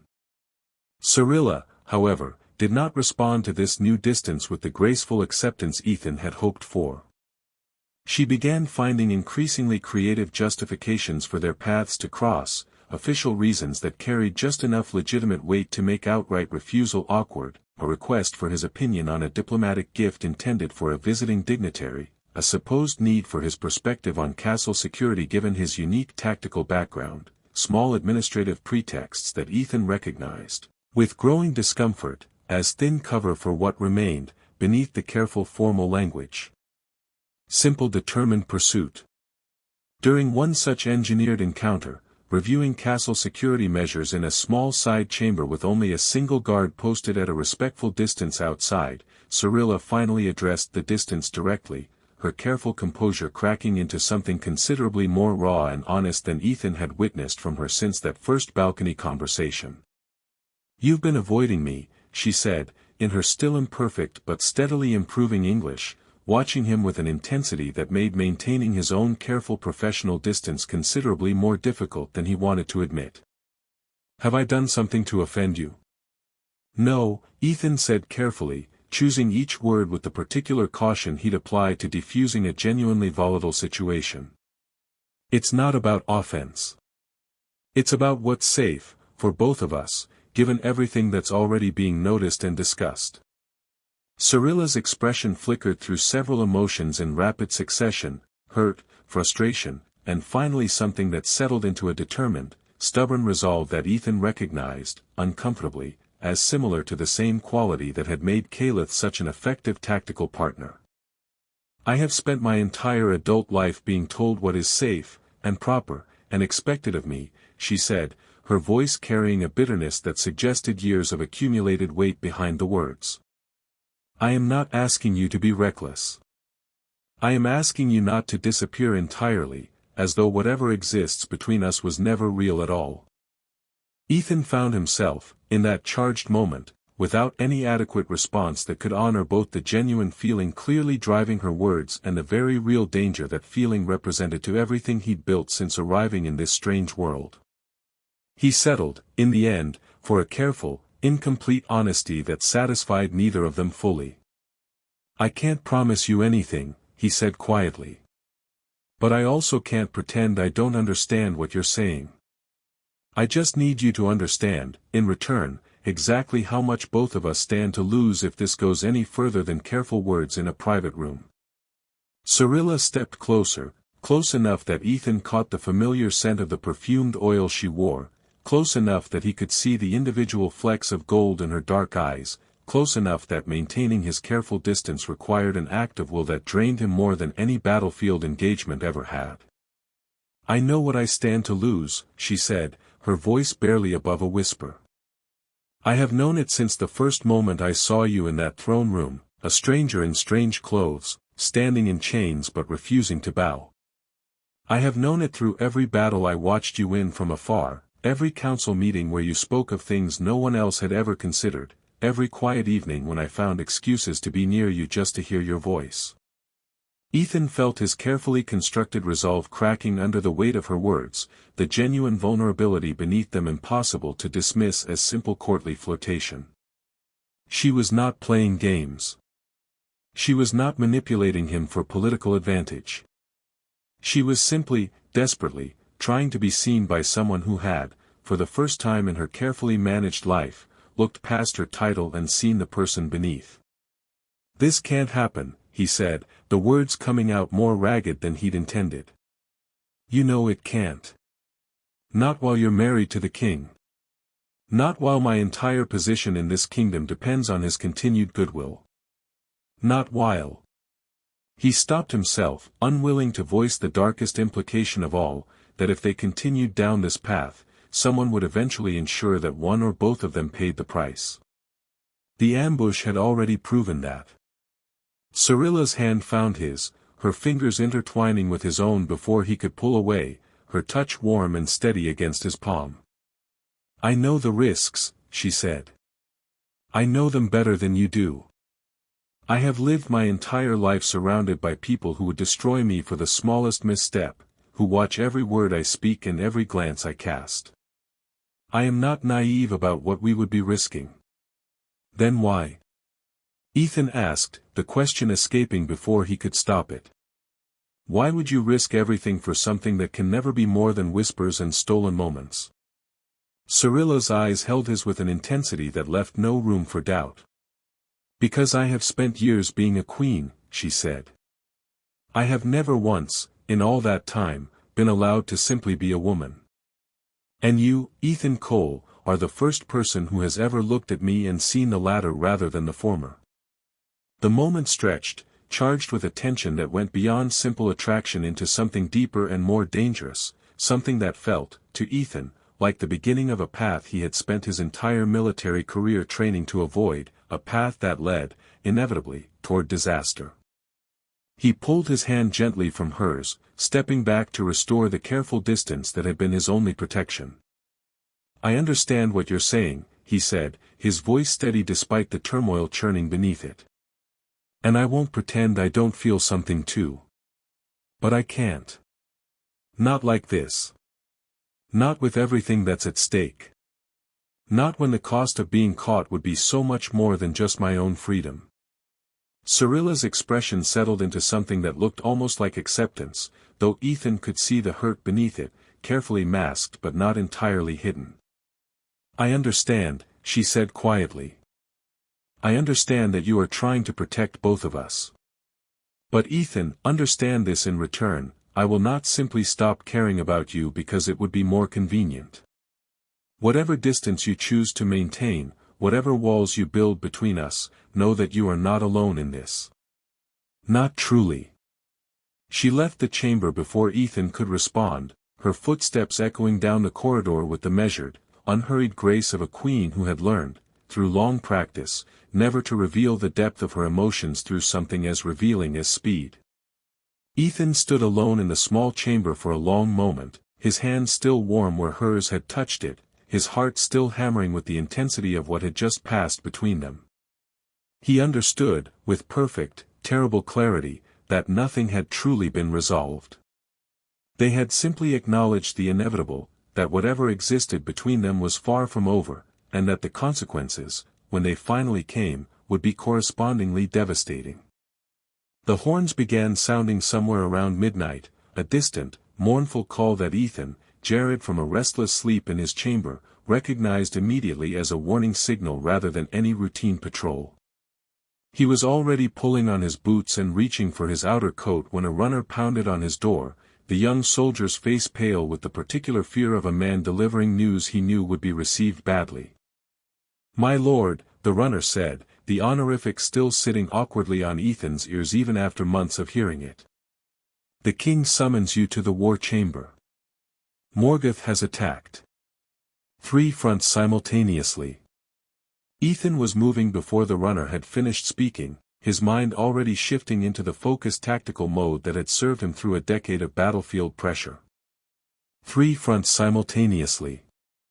That was not a raid, not a probing engagement, not anything resembling the cautious, limited campaigns Morgoth had conducted since their initial defeat. This was a full-scale invasion, carefully coordinated and massively resourced, designed to overwhelm Valdreth's ability to effectively respond to any single threat. The war chamber, when Ethan arrived, was already a controlled chaos of runners delivering fragmentary reports, commanders arguing over conflicting priorities, and King Aldrich himself standing at the center of it all with the particular grim intensity of a man watching his kingdom's survival hang in genuine, immediate balance. The king's eyes found Ethan across the room, and Ethan saw, in that brief moment of contact, something that surprised him, not the cold suspicion that had characterized their recent interactions, but genuine desperation, the look of a man who understood, in that moment, that he needed the foreign strategist's mind more than he needed to indulge his personal grievances. Ethan studied the incoming reports with rapidly mounting alarm, understanding within minutes that this assault represented a fundamentally different tactical problem than anything he'd successfully solved before. Previous victories had relied on exploiting terrain advantages and psychological misdirection against forces still probing cautiously, still testing Valdreth's capabilities rather than committing fully. This assault offered no such exploitable hesitation, three disciplined, numerically superior forces advancing with coordinated confidence that suggested careful planning by commanders who had studied and adapted to every previous tactic Ethan had successfully employed against them. Caliph appeared at his elbow, her own face grim as she studied the same reports over his shoulder, her earlier professional confidence replaced by the particular focused urgency of a tactician recognizing a genuinely dangerous situation. "We can't defend all three fronts simultaneously with current forces," she said. "Not with terrain tricks and clever timing alone. Whatever advantage we've held until now, they've adapted around it." Ethan absorbed this assessment with a sinking clarity that matched her own, running through every tactical option his considerable training could produce and finding, for the first time since arriving in this world, no clean solution that relied purely on the kind of clever positioning and psychological misdirection that had served so reliably in previous engagements. Morgoth's commanders had learned, and adapted, exactly as any competent military leadership eventually would against a repeatedly successful opponent. King Aldrich's eyes found Ethan across the chaotic war room again, carrying a desperate, searching quality that momentarily overrode whatever cold suspicion had been building between them in recent weeks. Whatever personal tension existed, the king's kingdom's survival now clearly outweighed it entirely in his immediate priorities. "Tell me you have something," Aldrich said, through the scholar hurriedly summoned back to translate. "Because if you don't, I don't see how we survive what's coming in the next 3 days." Ethan stood silently for a long moment, staring at the map's grim markings, feeling the full weight of an impossible tactical problem pressing against every conventional solution his training could offer. And then, slowly, an idea began forming, one he had deliberately avoided considering until now, understanding perfectly well the magnitude of what introducing it would actually mean for this world's entire trajectory going forward. "There might be something," he said finally, his voice carrying a heaviness that made several nearby officers look up sharply from their own urgent work. "But it means showing you something considerably more dangerous than clever troop positioning. And once I show you, there's no taking that knowledge back." Aldrich studied him for a long moment, his expression carrying a mixture of desperate hope and the same wariness that had characterized their recent interactions. "Whatever it is," the king said through the translator, "if it can save my kingdom, I will authorize it. Name your terms." Ethan took a slow breath, understanding that once he spoke these next words, there would be no returning to the careful, measured warfare that had characterized their previous engagements. The knowledge he was about to introduce would reshape this world's military balance permanently, and the responsibility for that transformation would rest squarely on his shoulders. "I can build you weapons," he said. "Weapons that will strike with enough force to break any massed formation, that will make armor irrelevant and castle walls vulnerable. But once we use them, everyone will want them. Allies, enemies, everyone. And there's no way to put that knowledge back in the box once it's been opened. The war chamber fell silent, the urgency of the ongoing assault momentarily forgotten as every officer in the room processed the implication of Ethan's words. Kalitha's expression had shifted to something that looked almost like fear, a reaction Ethan had never seen from her before, and even Aldrich's carefully controlled composure cracked into something raw and uncertain. "Show me," the king said finally, his voice carrying the particular weight of a man making a decision he knew, even as he made it, would define his kingdom's future for generations to come. Ethan led them not to the war chamber but to the castle's forge, a sprawling, firelit workshop where the kingdom's blacksmiths labored day and night to produce the swords, spears, and armor that had defined Valdreth's military power for generations. The forge master, a burly man named Torvin whose arms bore the permanent scarring of decades spent working with molten metal, looked up with evident surprise at the arrival of the king himself, followed by a cluster of high-ranking officers and the foreign advisor whose reputation had grown so dramatically over the preceding months. "I need space," Ethan said, his translator working quickly to convey his words to the confused forge master. "And I need materials. Charcoal, sulfur, saltpeter. As much as you can gather. I also need a length of iron pipe, closed at one end, bored through with a small hole near the closed end." Torvin's expression shifted from surprise to outright bewilderment, but one glance at King Aldrich's stern face was enough to convince him that questions were not welcome. He began barking orders to his apprentices, and within an hour, Ethan had everything he needed to create the first crude demonstration of what he was proposing. The work itself was careful, painstaking, and drawn from knowledge Ethan had never expected to use in any practical context, knowledge he had absorbed during training sessions and technical briefings that had seemed, at the time, entirely academic.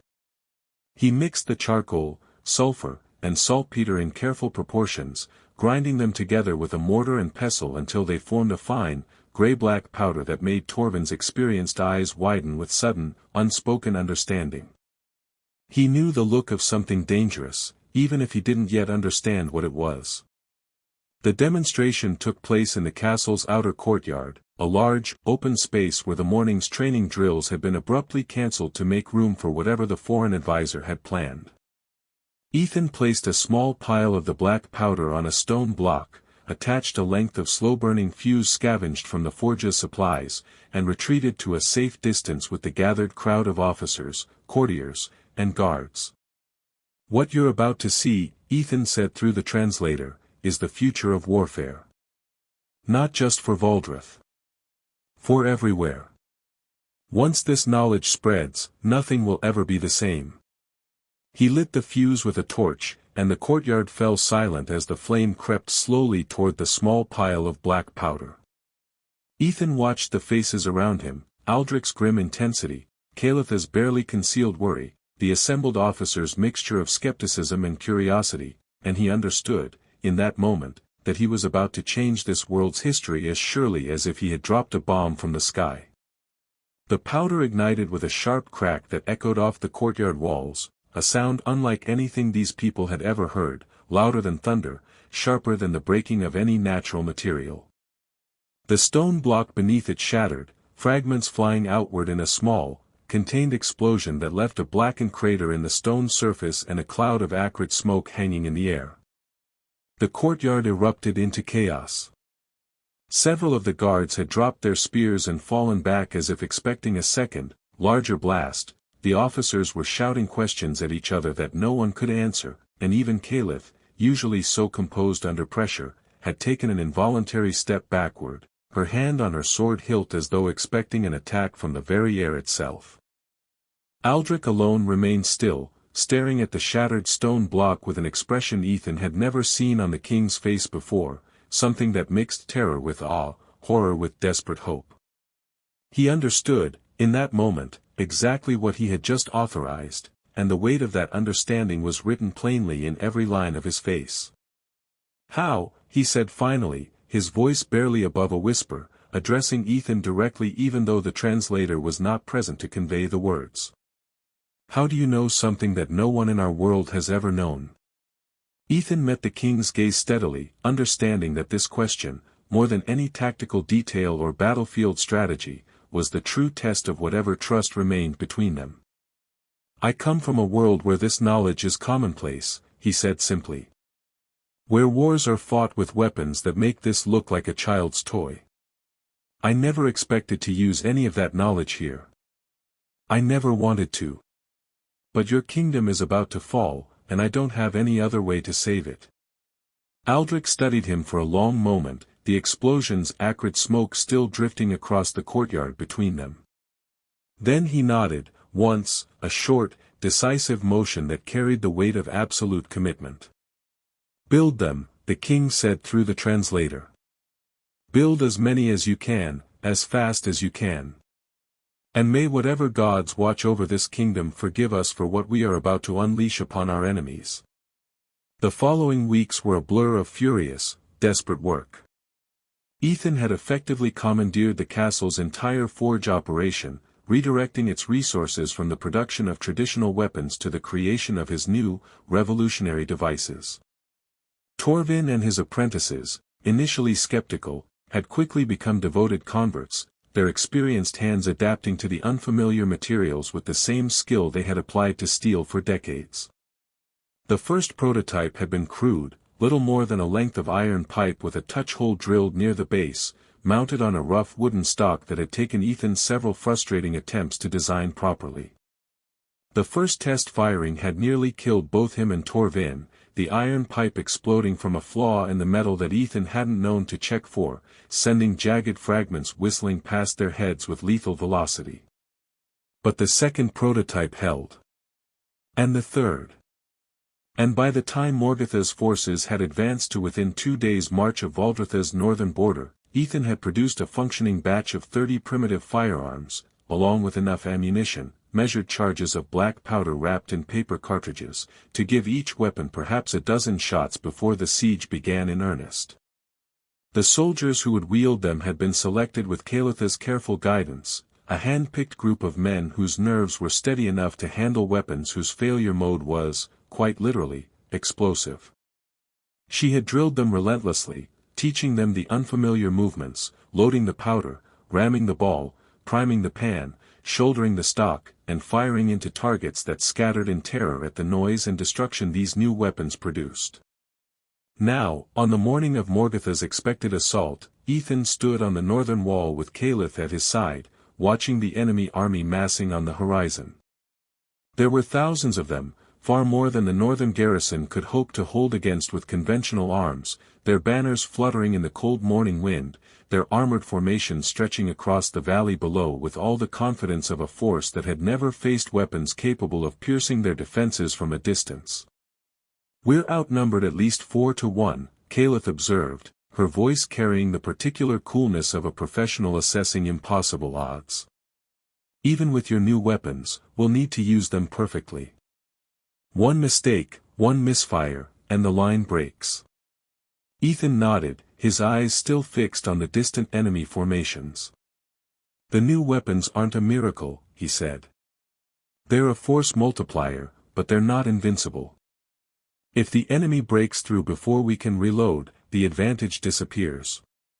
We need to make every shot count." He had positioned his gunners strategically along the wall, not clustered in a single group where an enemy commander might target them, but spread out in small teams, each team supported by conventional soldiers whose job was to protect the gunners during the precious seconds they needed to reload.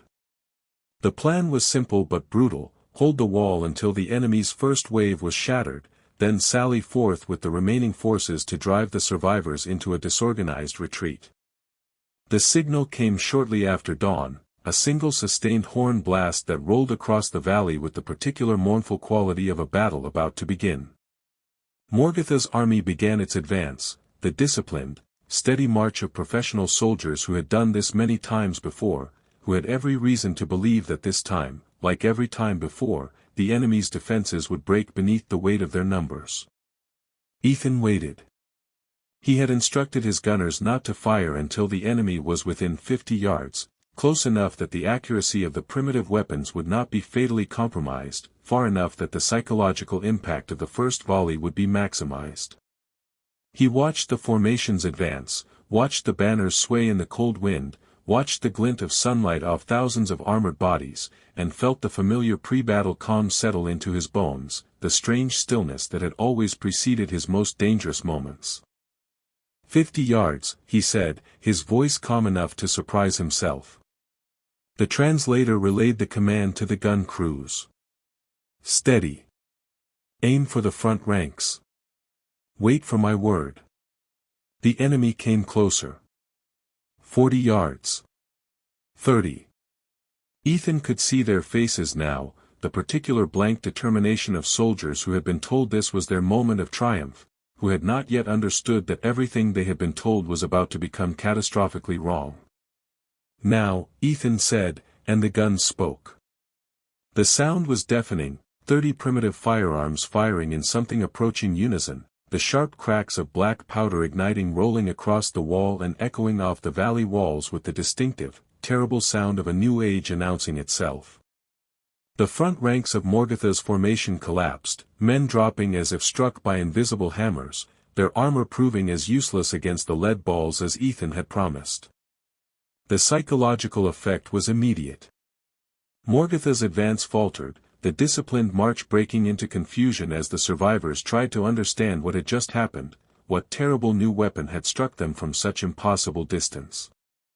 Ethan watched the enemy formations waver, watched the commanders shouting orders that no one was coherent enough to follow, and understood that the first volley had done exactly what he'd hoped, shattered not just the front ranks, but the morale of the entire assault. Reload, he said, his voice carrying the same calm command that had seen him through 100 dangerous moments.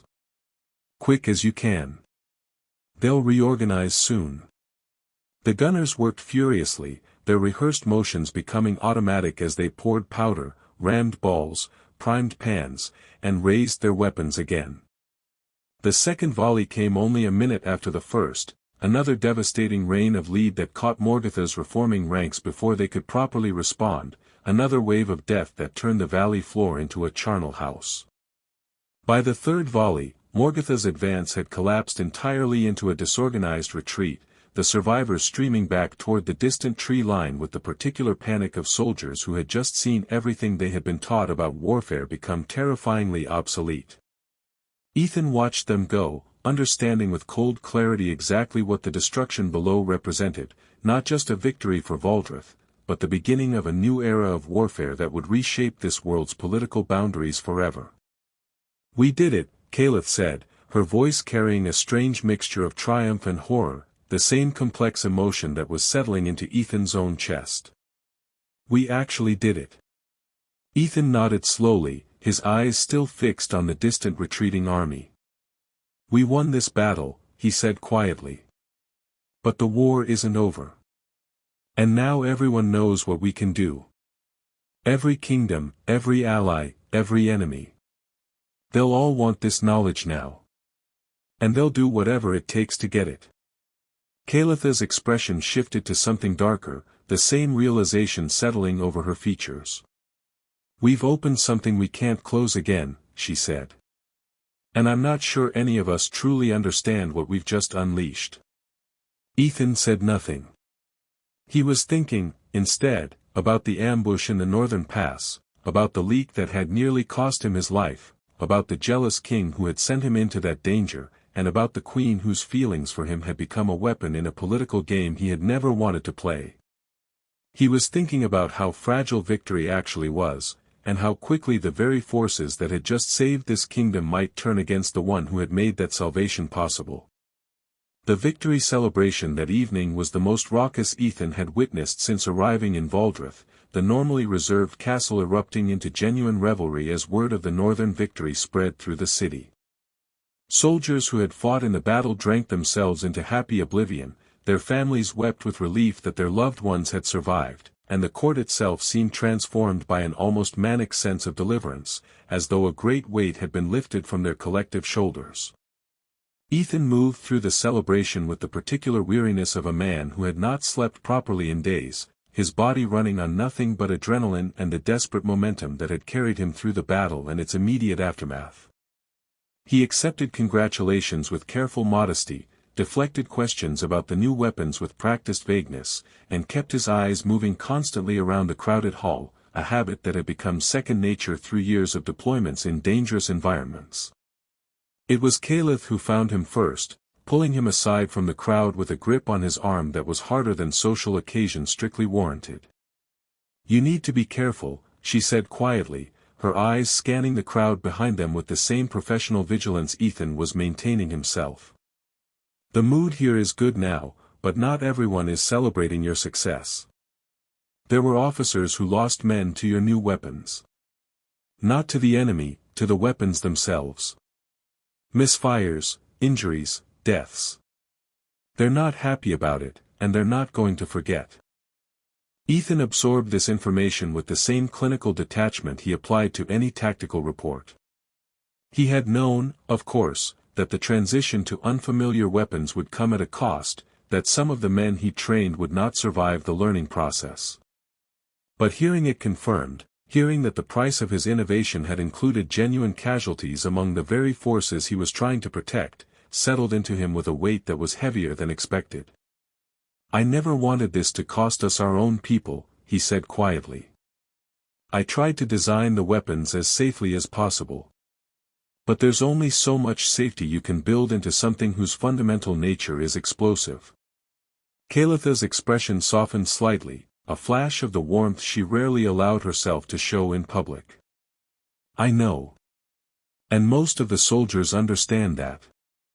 But not everyone. And in a court this politically volatile, a few angry officers with grudges can be more dangerous than an entire enemy army." They were interrupted by a loud, cheerful greeting from behind them, one of the younger officers who had been particularly enthusiastic in his support of Ethan's innovations, clearly drunk and equally clearly determined to express his gratitude in the most effusive possible terms.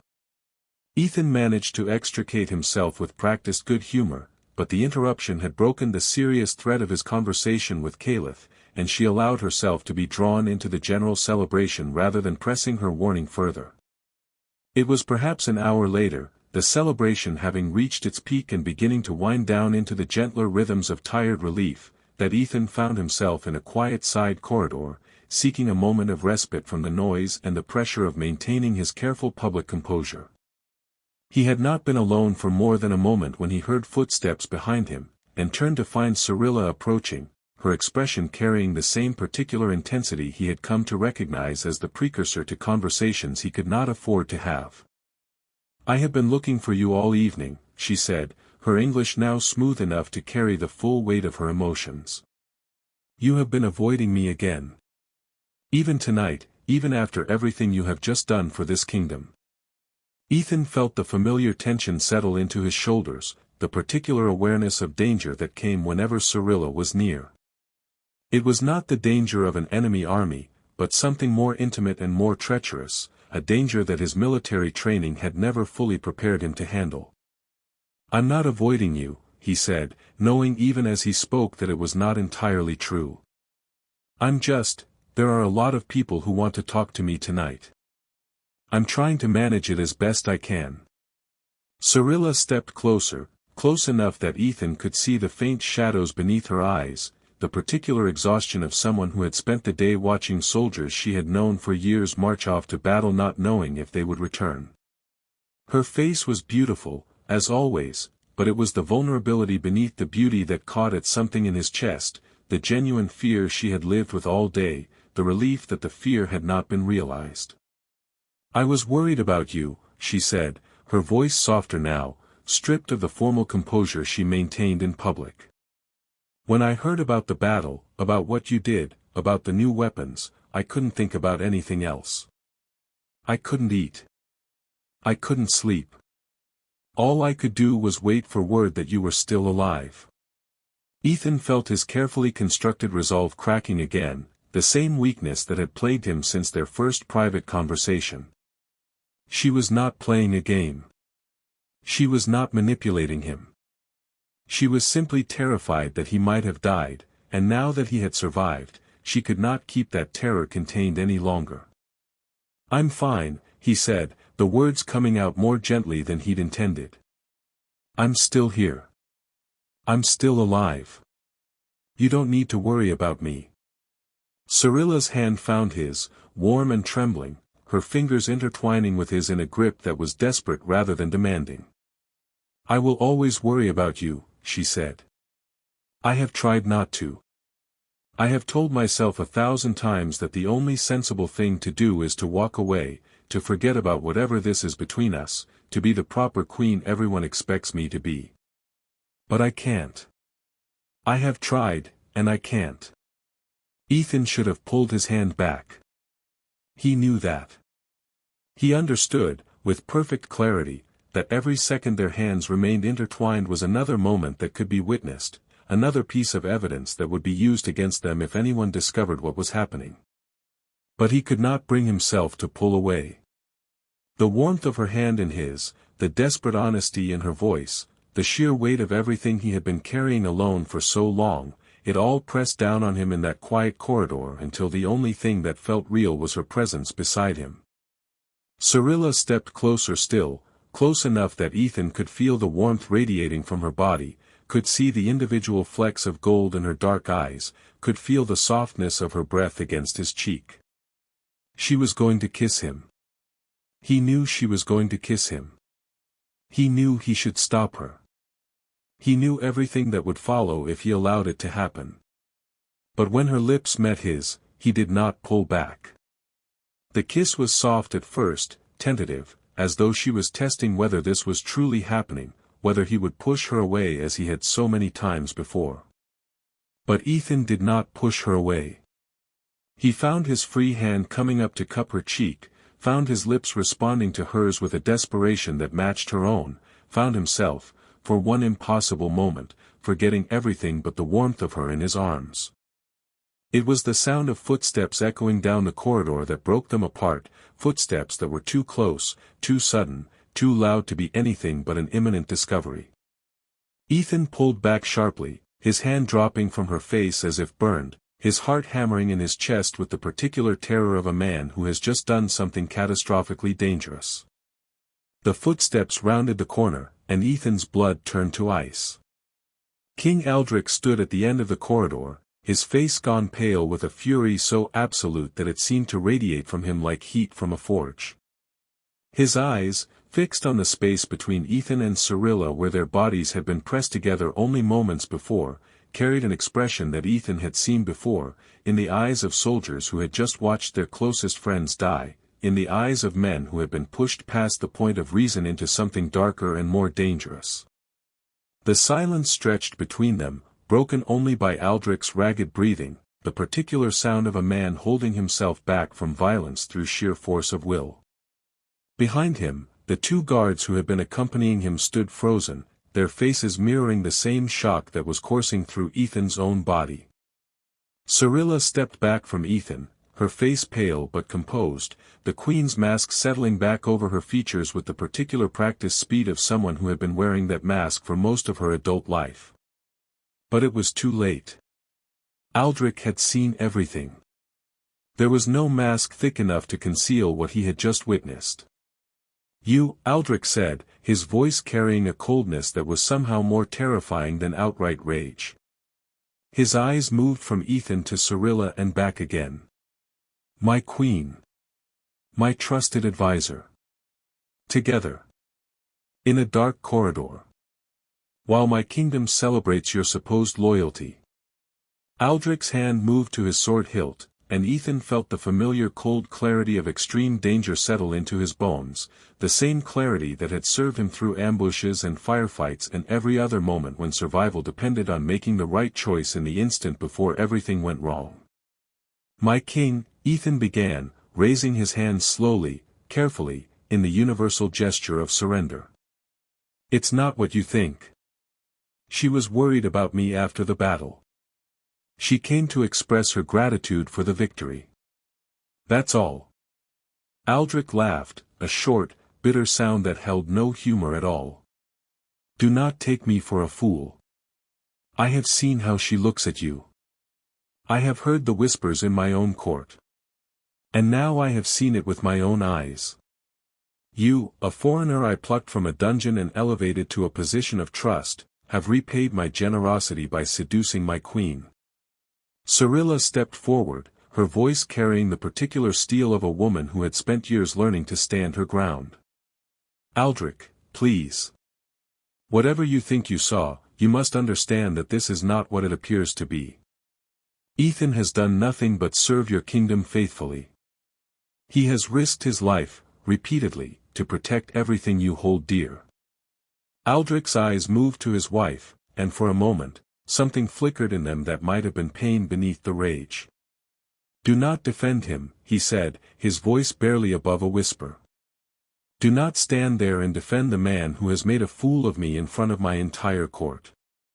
I have given him everything, power, trust, freedom, and this is how he repays me. With betrayal. Guards, Aldrich said, his voice rising to a shout that echoed off the corridor walls. Seize him. The two guards behind him moved forward, their faces carrying the particular determined blankness of men following orders they did not entirely understand. Ethan did not resist. He understood, with perfect clarity, that resistance would only make things worse, that fighting back would confirm every accusation Aldrich was making, that the only chance he had to survive this was to accept whatever came and hope that Cyrilla could somehow talk her husband down from the edge of disaster. But as the guard seized his arms and began dragging him toward the dungeon, Ethan looked over his shoulder at Cyrilla and saw, in her face, the same terrible knowledge that was settling into his own heart. There was no talking Aldrich down from this. The king had made his decision, and that decision was final, regardless of what his wife might have to say about it. The dungeon felt exactly as Ethan remembered it from those first desperate days after his arrival in this world: damp stone walls, thin straw bedding, a heavy iron door that closed behind him with the same terrible finality that had marked his first imprisonment. Only now, everything was different. Now he understood the language. Now he had relationships, alliances, enemies, and a queen who had just been caught with him in circumstances that could not possibly be explained away.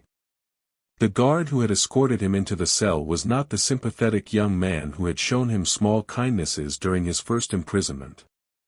This guard was older, harder, his face carrying the particular grim satisfaction of a man who had always suspected the foreign advisor was not to be trusted and was now seeing that suspicion confirmed. The door slammed shut, and Ethan was alone with the familiar damp and the familiar cold and the familiar, crushing weight of despair that settled into his chest like a physical presence. He sat down against the wall, his hands still trembling slightly from the adrenaline of the confrontation, and forced himself to think about what came next. He had been thrown into a dungeon by a king who had just witnessed him kissing the queen. There was no scenario in which that ended well.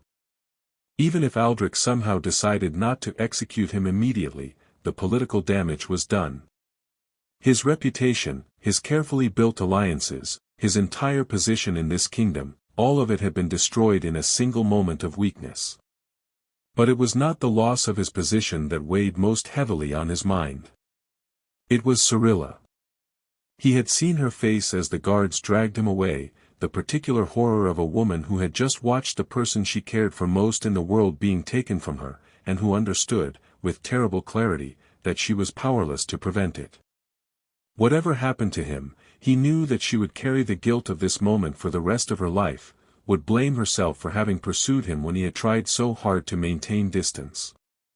Caliph would be furious, of course, when she learned what had happened. She had warned him, repeatedly, about the dangers of his entanglement with the queen, and now her warnings had been proven tragically accurate. But she was also, Ethan knew, the one person in this castle who would not simply accept his imprisonment without a fight. If anyone could find a way to free him, it would be Caliph. Ren, too, would do what she could, though her methods were quieter, less direct. She would find ways to ensure he was fed, to keep him healthy, to make sure that whatever fate awaited him, he would at least face it with his strength intact. She had always been the steady presence in his life, the quiet anchor that had kept him grounded through the chaos of the past months. And Cyrilla. Ethan had no idea what Cyrilla would do. She was trapped in a marriage to a man who had just caught her in the act of betraying him, trapped by the political realities of a kingdom that would not look kindly on a queen who had been caught with a foreigner in a dark corridor. Whatever she did next, it would come at a cost that might be too high for either of them to bear. The hours passed in the dungeon, measured only by the faint light that filtered through the small barred window high on the wall. Ethan dozed fitfully, his body finally succumbing to the exhaustion it had been pushing aside for days, but his mind refused to fully quiet, circling endlessly around the same impossible questions. How had it come to this? He had arrived in this world determined to survive, to find a way home, to make the best of an impossible situation. He had won battles. He had saved a kingdom. He had done everything right, everything that should have earned him gratitude and respect and a place in this strange new world that was as comfortable as the one he had left behind. And now he was back in a dungeon, facing execution or worse, because of a moment of weakness in a quiet corridor. The sound of distant horns reached him through the stone walls, faint but unmistakable, the same warning signal that had preceded the Morgoth assault weeks earlier. Ethan pressed himself against the wall, straining to hear more, and caught fragments of shouted orders, running footsteps, the particular controlled chaos of a castle responding to a threat it had not anticipated. Morgoth was attacking again. Of course. The forces that had retreated from the northern front had not been destroyed entirely, only driven back. They had regrouped, reorganized, and now they were pressing against Valdreth's defenses once more, likely targeting a different section of the border, hoping that the kingdom's forces would be too depleted from the first battle to offer effective resistance. And Ethan was locked in a dungeon, powerless to help, watching from the darkness as everything he had tried to build collapsed around him. The horns continued to sound, closer now, the urgency in their tone rising as the threat drew nearer to the castle itself. Ethan heard the distant clash of weapons, the particular sound of battle coming to the very gates of the fortress, and understood that the situation was more dire than he had initially feared. Morgoth had not simply launched another assault on a distant border. They had broken through. They were inside the walls. A sudden grinding sound from the dungeon door mechanism, the familiar scrape of iron against iron that had accompanied his first imprisonment, jolted Ethan from his thoughts. He scrambled to his feet, his heart hammering, his mind racing through the possibilities. Was it Aldrich, come to personally oversee his execution? Was it Caliph, somehow having convinced the guards to let her in? Was it Cyrilla, desperate to free him before the castle fell? The door swung open, and Ethan stared into the darkness beyond, unable to see who stood in the threshold. The figure in the doorway was silhouetted against the dim torchlight of the corridor beyond, features obscured by the brightness behind them. Ethan could see only a general shape, tall and cloaked, carrying something in one hand that glinted faintly in the light. The figure stepped forward, and the torchlight fell across a face that Ethan had not expected to see at all. It was Ren. The quiet healer, the steady presence who had tended his wounds and warned him of danger and never once asked for anything in return. She stood in the dungeon doorway with a small lantern in one hand and a ring of heavy keys in the other, her face carrying the particular determined calm that Ethan had come to associate with her most dangerous moments. "Ren," Ethan said, his voice rough from disuse. "What are you doing here? The castle is under attack. You should be somewhere safe." Ren's expression flickered with something that might have been amusement beneath the tension. "There's no safe place left in the castle," she said quietly. "Morgoth's forces have breached the outer wall. They're fighting in the courtyards. The king is leading the defense himself, but they're outnumbered. Without your weapons, without your tactics, they're not going to hold much longer." Ethan absorbed this information with the same cold clarity he had always brought to tactical analysis, finding, beneath the shock of the news, a thread of grim satisfaction. Aldrich had thrown him in a dungeon, and now the kingdom was paying the price. The king had made a decision based on jealousy and pride rather than strategic necessity, and the consequences of that decision were unfolding in real time beyond the walls of the castle. "Why are you here?" Ethan asked, understanding that Ren's presence in the dungeon, at this precise moment, was not an accident. Someone must have sent you. Someone who wants me out of this cell. Ren's expression shifted, the particular complication of a woman balancing multiple loyalties and desperate choices. The Queen sent me, she said. She came to me in the chaos, told me what happened, told me where you were being held. She gave me the keys and told me to get you out. Cirilla, Ethan said, the name carrying a weight that went beyond simple recognition. She sent you. She's risking everything, her own safety, her position, her life, to get me free. Ren nodded slowly. She said to tell you that she is sorry. Sorry for everything that led to this, for putting you in a position where you had no good choices, for not being more careful. She said to tell you that whatever happens next, she does not regret what happened between you. And she said to tell you to run.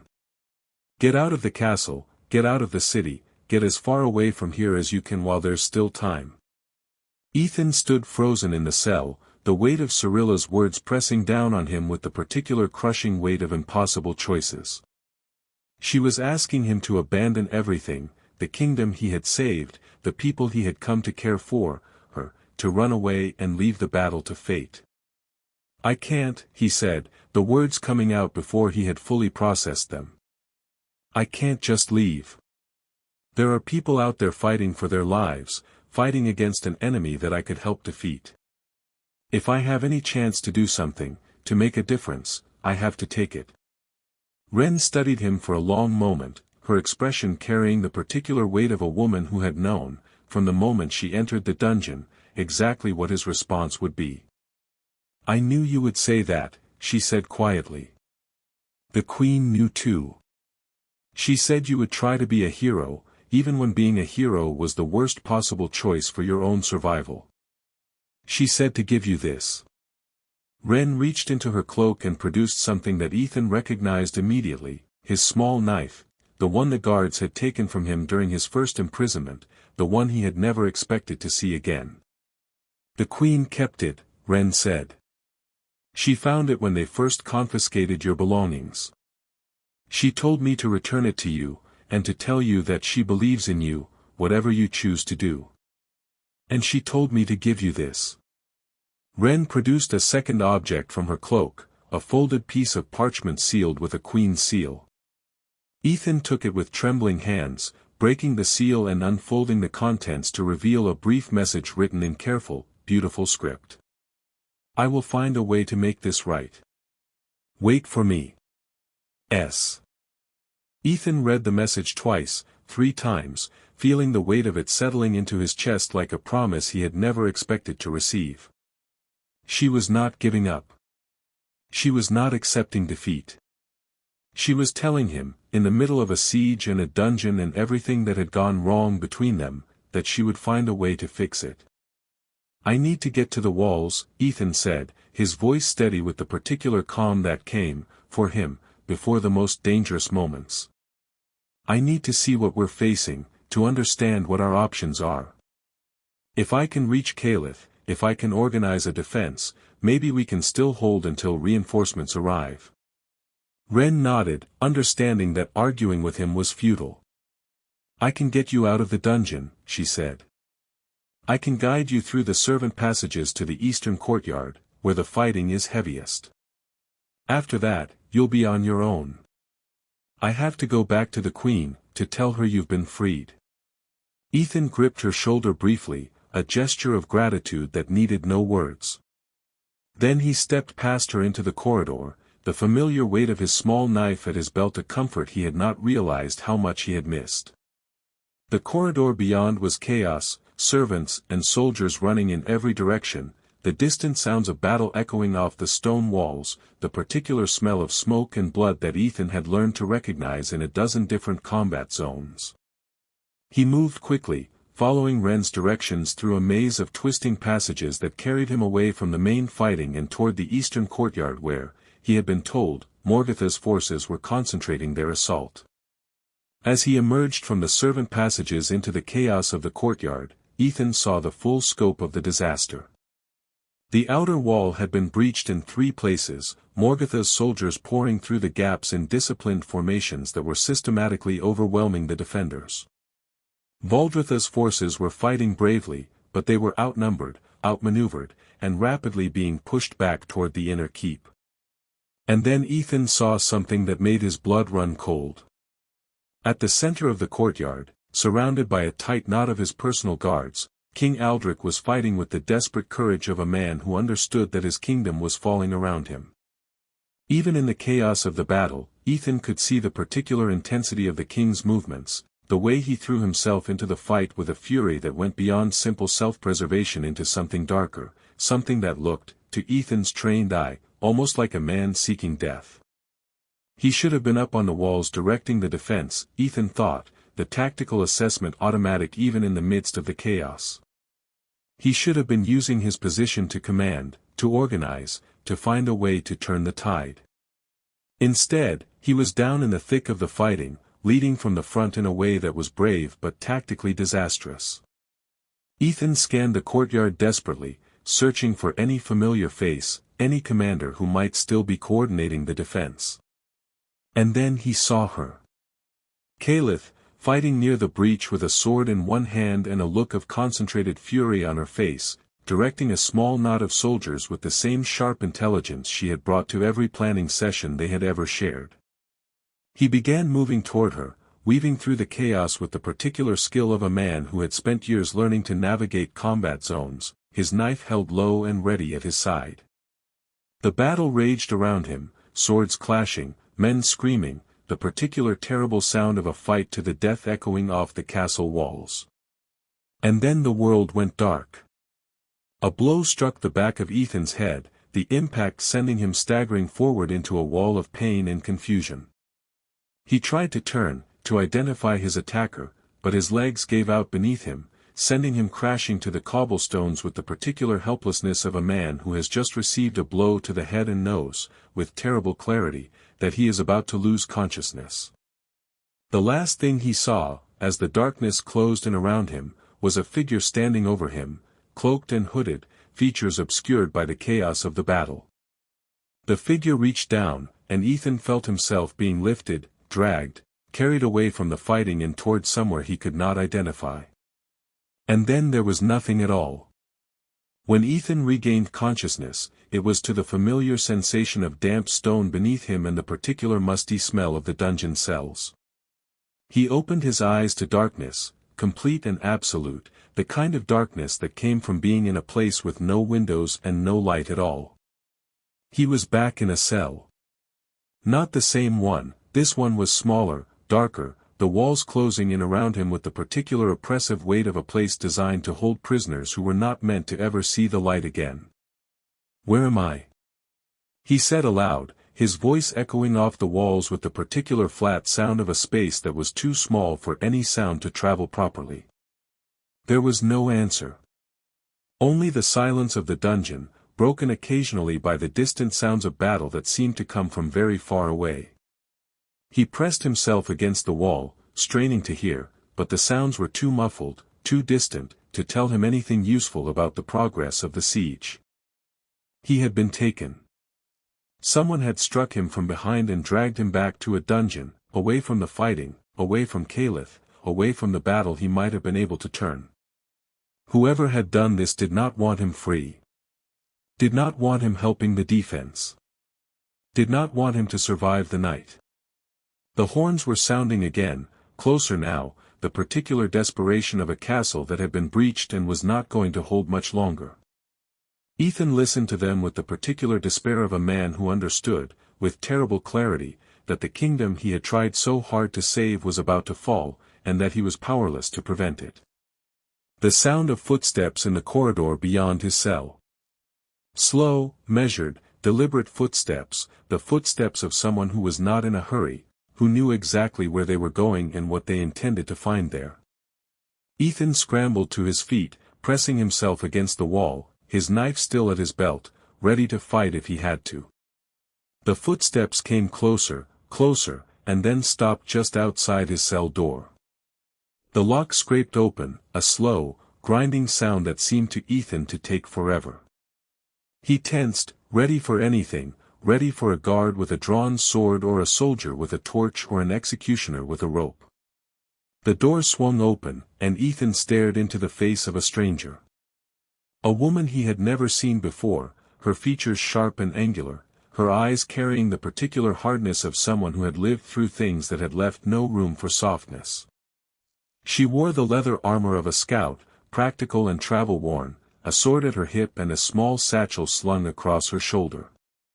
Ethan stared at her, and she stared back, her expression unreadable. "Who are you?" he asked, his voice carrying the particular steadiness of a man who had nothing left to lose. The woman smiled, a thin, humorless expression that did not reach her eyes. "Someone who's been watching you for a very long time," she said. "Someone who thinks you might be worth more alive than dead. Someone who knows a way out of this castle that the Morgoth soldiers don't know about." Ethan studied her carefully, understanding that any trust he placed in a stranger in this situation was a gamble of the highest order. "Why would you help me?" he asked. "What do you want?" The woman's expression shifted, the thin smile fading into something harder, more calculating. "I want you to remember, when the time comes, that I could have left you to die in this cell. I want you to know that you owe me your life. And I want you to understand that one day, I will collect that debt." She extended her hand toward him, palm open, an invitation that carried no promise beyond the immediate chance of survival. "Come with me," she said, "if you want to live. Or stay here and wait for Morgoth to find you. Your choice." Ethan looked at her hand, looked at the dark corridor beyond her, and understood that whatever happened next, his life was no longer in his own control. He had been played, manipulated, saved by forces he did not fully understand, for purposes that had not yet been revealed. He took her hand and let her lead him out of the cell. The corridor beyond was empty, the sounds of battle fading as they moved deeper into the castle's twisting passages. The woman moved with the sure-footed confidence of someone who knew exactly where she was going, leading Ethan through a maze of servant tunnels and forgotten passages that carried them away from the fighting and toward some destination he could not identify. "We're going to meet up with my people," the woman said, her voice low and urgent. "We have a way out of the city, a route that Morgoth's forces haven't discovered yet. Once we're clear of the castle, we'll be able to move freely." Ethan followed in silence, his mind racing through 1,000 questions that he knew would not be answered yet. Who was this woman? Who were her people? What did they want from him? And why had they chosen this moment, of all moments, to reveal themselves? They emerged from the tunnels into a small, open courtyard near the castle's western wall, empty of soldiers and blood and the chaos of the siege. The woman led him toward a hidden gateway, partially concealed behind a tangle of overgrown vines, and gestured for him to follow. "This way," she said. "Quick and quiet." Ethan followed her through the gate, emerging into the darkness of the forest beyond the city walls. Behind him, he could hear the sounds of battle still raging, could see the flicker of fires rising from the castle's outer defenses. The kingdom he had tried so hard to save was still fighting, still burning, still clinging to survival by the thinnest of threads. And he was running away. Again. Leaving everything and everyone he had come to care about to face a fate he might have been able to prevent if only he had made different choices. He followed the woman into the darkness, not knowing where she was leading him, not knowing what would happen when they reached their destination, not knowing if he would ever see any of the people he had come to love in this strange new world again. The forest swallowed them, and the sounds of battle faded into silence.